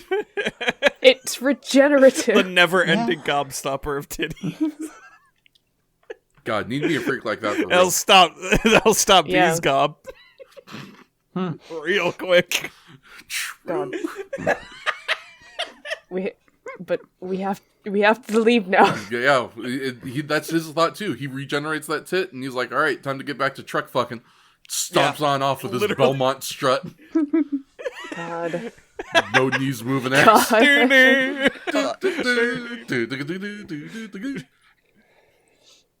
I love Fuckervania.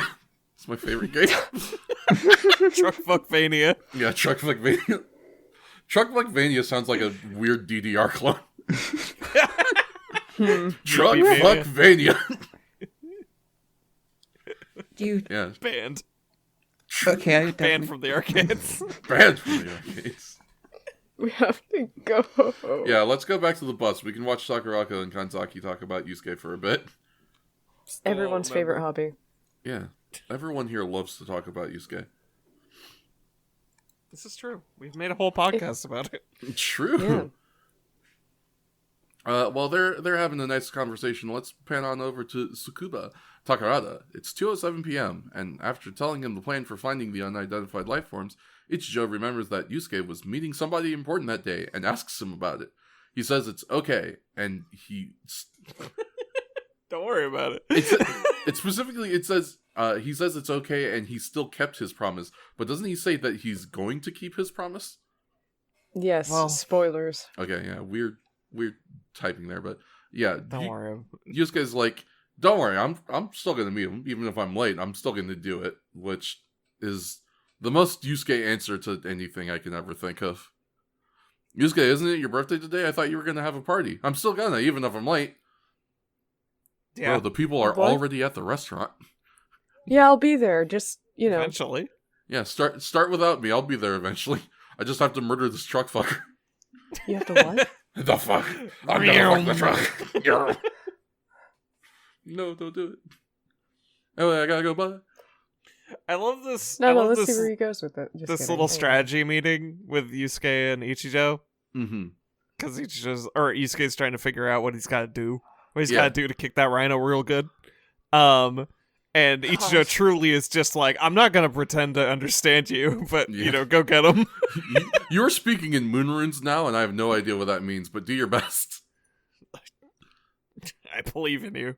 Yeah, Go get him, babe. true. So yeah, we, Ichijo and Yusuke basically talk strategy, and yeah, Yusuke is like, I think, I kicked him, and I like the way he words it. He goes, I kicked him, and my leg got really hot like it normally does, but he didn't explode. I think I need to somehow kick him harder. There you go. God, Real ape gameplay.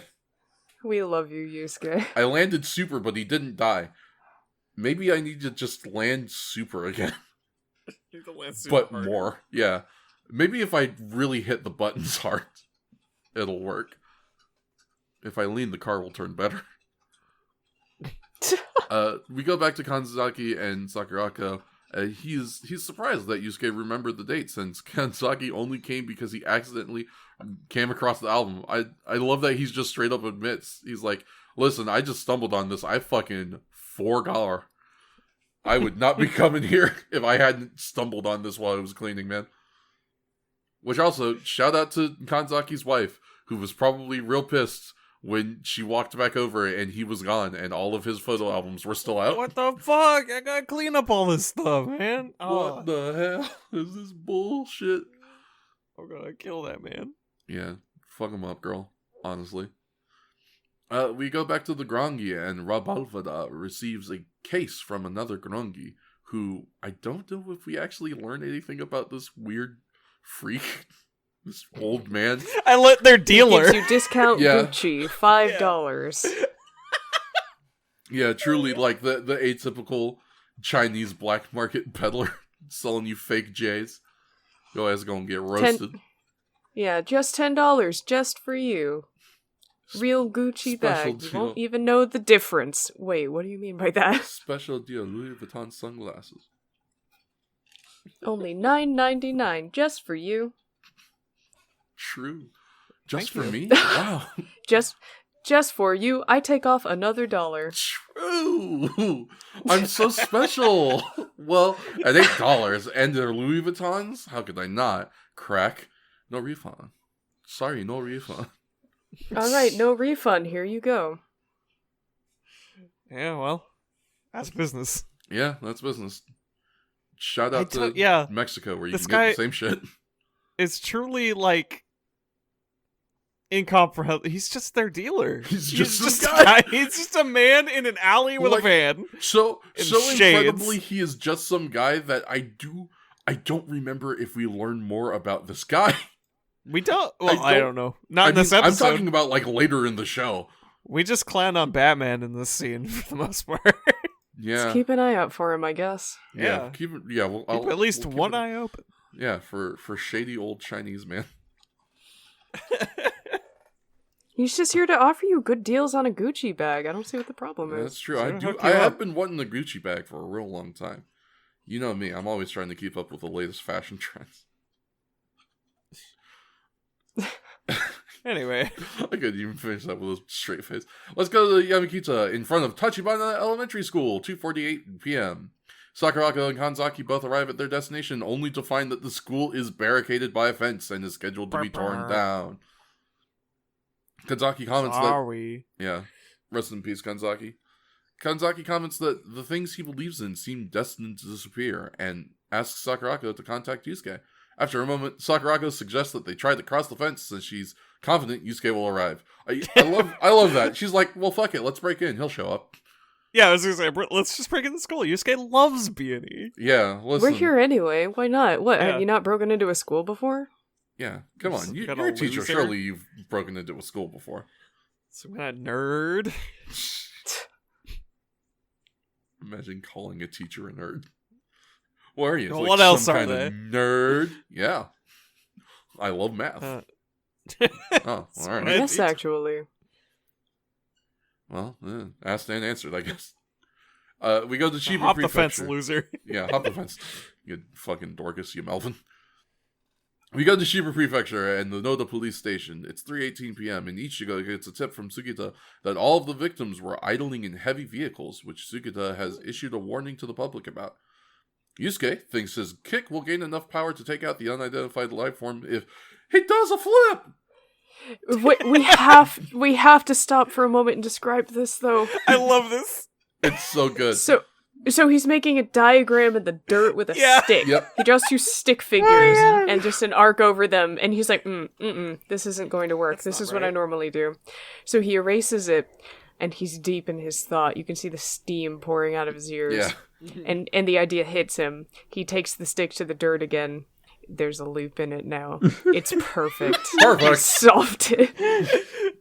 If I do a flip, it'll hit harder. Why? This is peak cruiserweight thinking. It has to do flippy shit so it can do more damage. Oh my god, you're right. He's gotta hit that shit from the top rope. Yeah, it'll definitely work if I hit it from the top rope. Oh, I got super kicked in the air. How could this have happened? That's what happens when you fuck around with Adam Cole, baby. And he's just fucking doing this in a park. Yep. And With he's like just- kids and families walking There's around. kids and families in the background, and he's doing like 8-foot vertical leap with a front flip and, really and kicking branches off of trees. Like, Yeah, like, imagine if you were in the park and some guy in just, like, regular clothes was just, like, climbing up trees and then hitting 450s to the floor and, like, a sleeping bag on there. Just imagine that scene, because that's basically what Yusuke is doing. Just the I would most be obsessed insane with shit. becoming this man. Yeah. True. I He's believe in going you, babe. from the ground to the branch doing a front flip. Like, this man isn't human. He's not, he's Like, are there a many freak. things that are cooler to a small child than seeing someone do a flip? No. Honestly. There's nothing cooler to me than seeing someone do a flip. That's why I like wrestling. I like when men go up and do a flip. It's my favorite. Love Ricochet. Love when him spinny in the air. It good.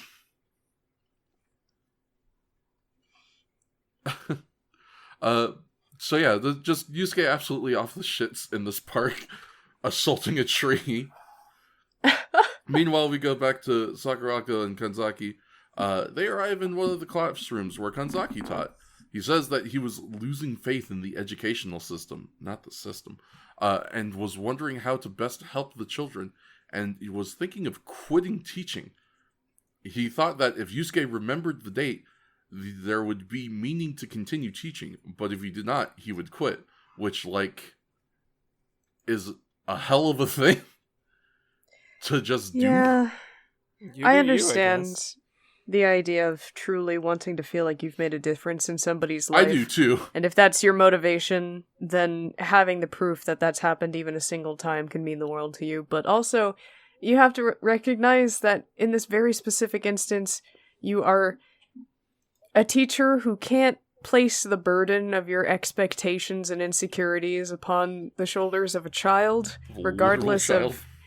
Yeah, like, I understand this promise is banked on as an adult, but imagine if, like, when you're in middle school, literally, like, 13 years old, if your teacher sat down and was like, hey, we should meet up again. Like, oh no, this is sounding worse and worse. Yeah. Yeah, right. In 12 Oh, wait, actually, years. the note seemed to imply that it was Yusuke who Yeah, Yusuke proposed super it. wrote it. Yeah. Yeah. But imagine, like, if you as a kid were like, hey, let's meet up, someday when I'm an adult and we can catch up or something. Because, rapport with teachers is a little different in Japan, so I'm just going to, take that with a grain of salt. But if you as an adult got that from a kid in that time past, and now you're suddenly thinking, oh, this small little gesture that was made from a student who just liked me, I'm going to place the trajectory of the rest of my life on that. It's in your hands now, kid. Yeah. Say it on me. Do I live or do I die? You must decide. Boy I met when he was like 8. Once. Yeah. I don't remember you. Yeah. You did It's not all even on you. remember him. Child I couldn't be asked to remember myself. Decide my fate. Just truly insane behavior, but, again, like we said, like, I get where he's coming from, but also, boy, what the hell?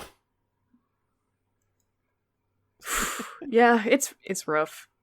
And God, it's kind of awkward to see Sakurako sit there just very sympathetic, but she has no clue what to say to this guy.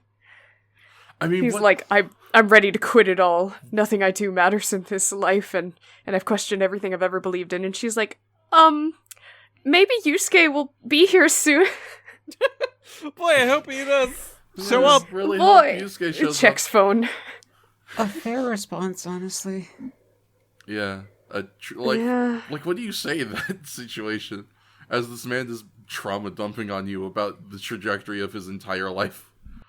I just can't help but think that maybe you should be honest about him, or to him about his situation in which he harbors a lot of doubts. These are things that he's probably been stewing on for a long time, and he might very well benefit from the counsel of therapy or of his peers who would most certainly relate to his reservations about continuing his career path in the darkest hours of his mind. To be fair, in his defense, I will say at the very least that he did try to confide in one of his peers, and their response was touch grass. To be fair, though, the way he was trying to get in contact with this guy was mostly in the form of kids these days. Yeah, I guess that's Which is- fair. Because he wasn't as open with that guy as he is with Sakurako here, wherein he is talking about his loss of faith. Mm-hmm. There was definitely touches of that, but he was mostly just like, "What? I don't understand kids these days, and I don't understand their parents even more so." Yeah, that's, fair. Fair points made all around. Yeah, go get a therapist, dude. I This, believe in you. This is not it. Sometimes people just need to say their piece, even if you have even if you have nothing to say and respond to them. Sometimes people just need someone to attentively listen to them. Yeah. And That's- it's sweet that Sakurako was able to offer that to him. Very, very true. Yeah. Very, very incredibly true. That being said, let's go to Ibaraki Prefecture. The Cordon area? Cordon area? Am I reading this correctly? I'm not. Fuck if I know. Yeah, fuck if I know. 3:44 p.m. Ichigo contacts Yusuke and tells him that there will be an attempt to lure out ULF-22 by driving a heavy vehicle. As he A finishes really sexy truck. Yeah. Yo, you Won't gotta resist. see this truck. It's got a spoiler like blow. It's like And Bugs it's- Bunny and drag of trucks. True. God. It's got brake pads like blah blah. Yo, the engine on this thing is like blah blah. As he finishes relaying the information, the truck fucker fucks the truck. And we It's truly like a fly to honey. Yeah. Like immediately. you can catch more flies with honey, but you catch more truck fuckers with this truck specifically. We go back to Kanzaki, who this wiki is so much kinder to him because it says that Kanzaki reveals to Sakurako that Yusuke promised to gain 2,000 skills before the year 2000. He doesn't reveal shit, fuck, dick, or ass. He remembers. Yeah. He's like, oh, wait a minute, I remembered the thing now. He contextualizes it. I mean, is more what he does. Yes, yeah, that is... Through that his is- memory.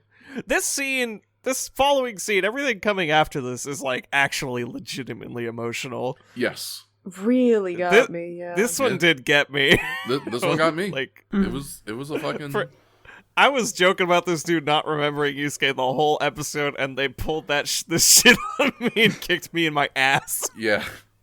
Kicked you square in the fucking teeth. Really, truly, this is, I think, a great emotional payoff to this whole thing. I almost kind of feel like the fact that he forgot Yusuke made it a little better in like a weird way. I guess kind of to serve as a, like, maybe he needs to reflect on himself a little bit as well.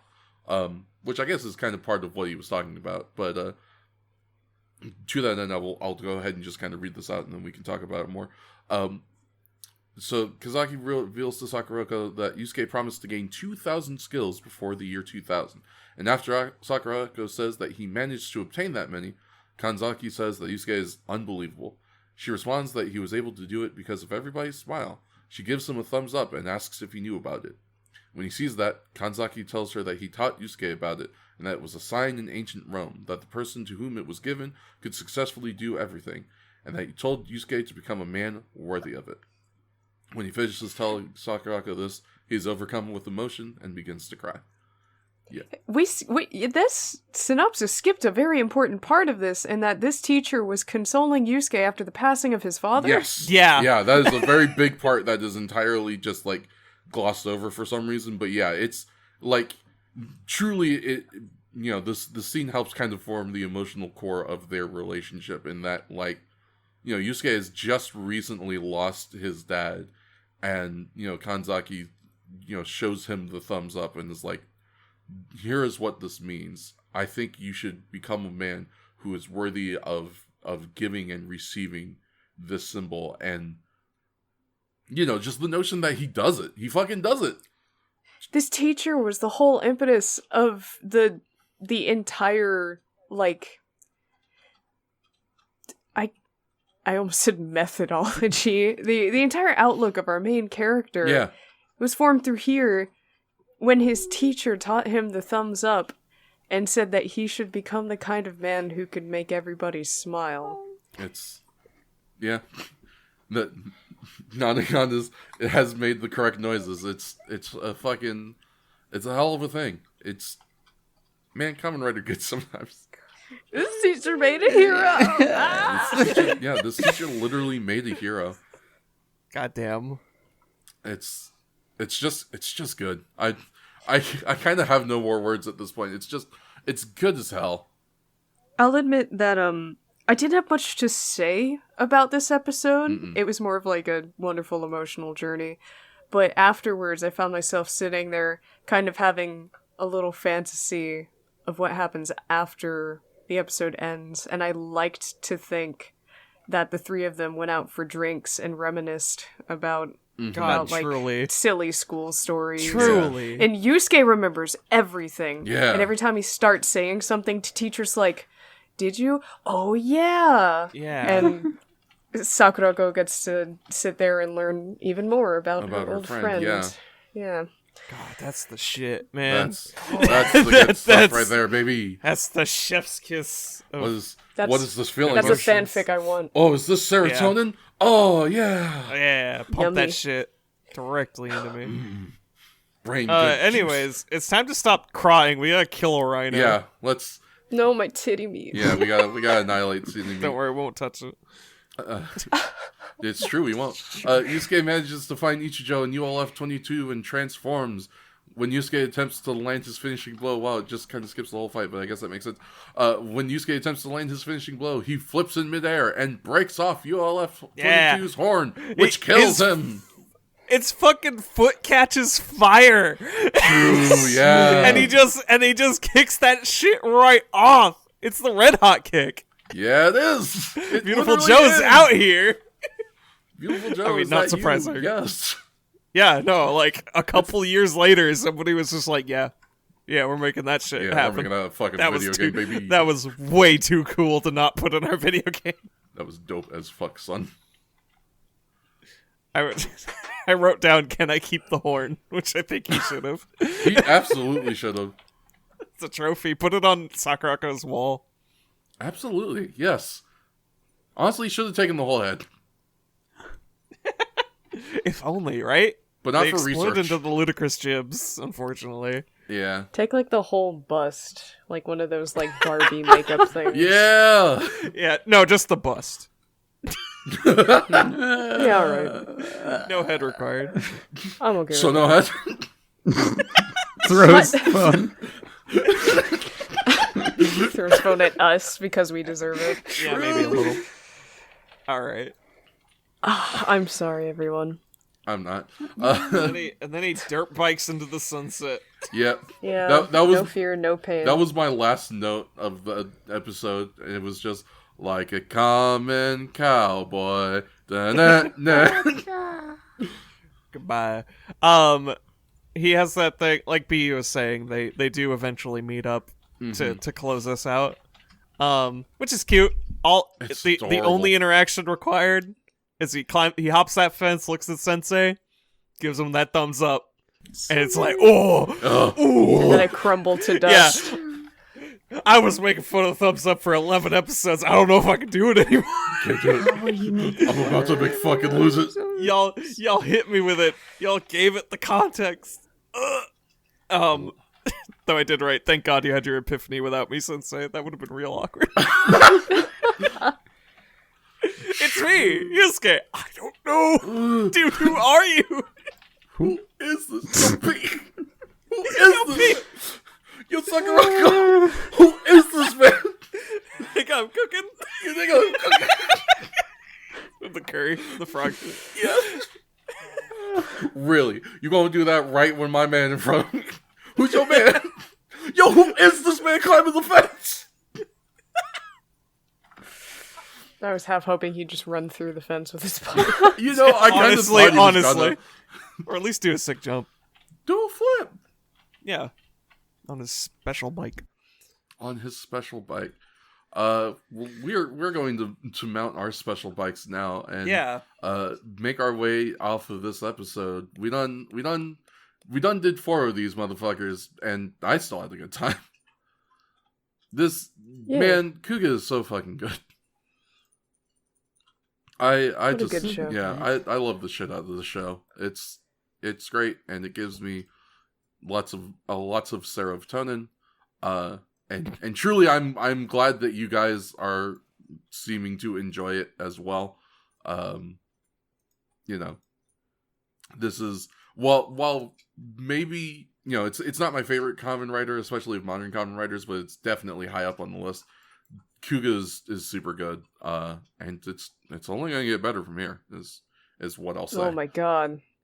This show's so good already, though. It's I really insane, like yeah. this show. It's without spoiling too much, like the like back 9, which I am using as a generic term because I didn't like count the actual episodes, but like the back 9 of Kuga is excellent. So Nice. Exciting. yeah, so look forward to that. Dear viewer, look forward to us doing another episode of this podcast. It'll be coming your way, you know, when it comes. You know, as always, you can go ahead and find us on YouTube. I guess I will make some form of a formal announcement and say that we will no longer be uploading to SoundCloud just because we weren't like getting any or very many legitimate listens on there. So it kind of was just, you know, more money than it was actually worth. So we're just going to be on YouTube for the moment, unless we get like RSS feed stuff set up by the time this uploads, in which case obviously we'll be on all of your favorite podcatchers and stuff. We are still working on getting that set up.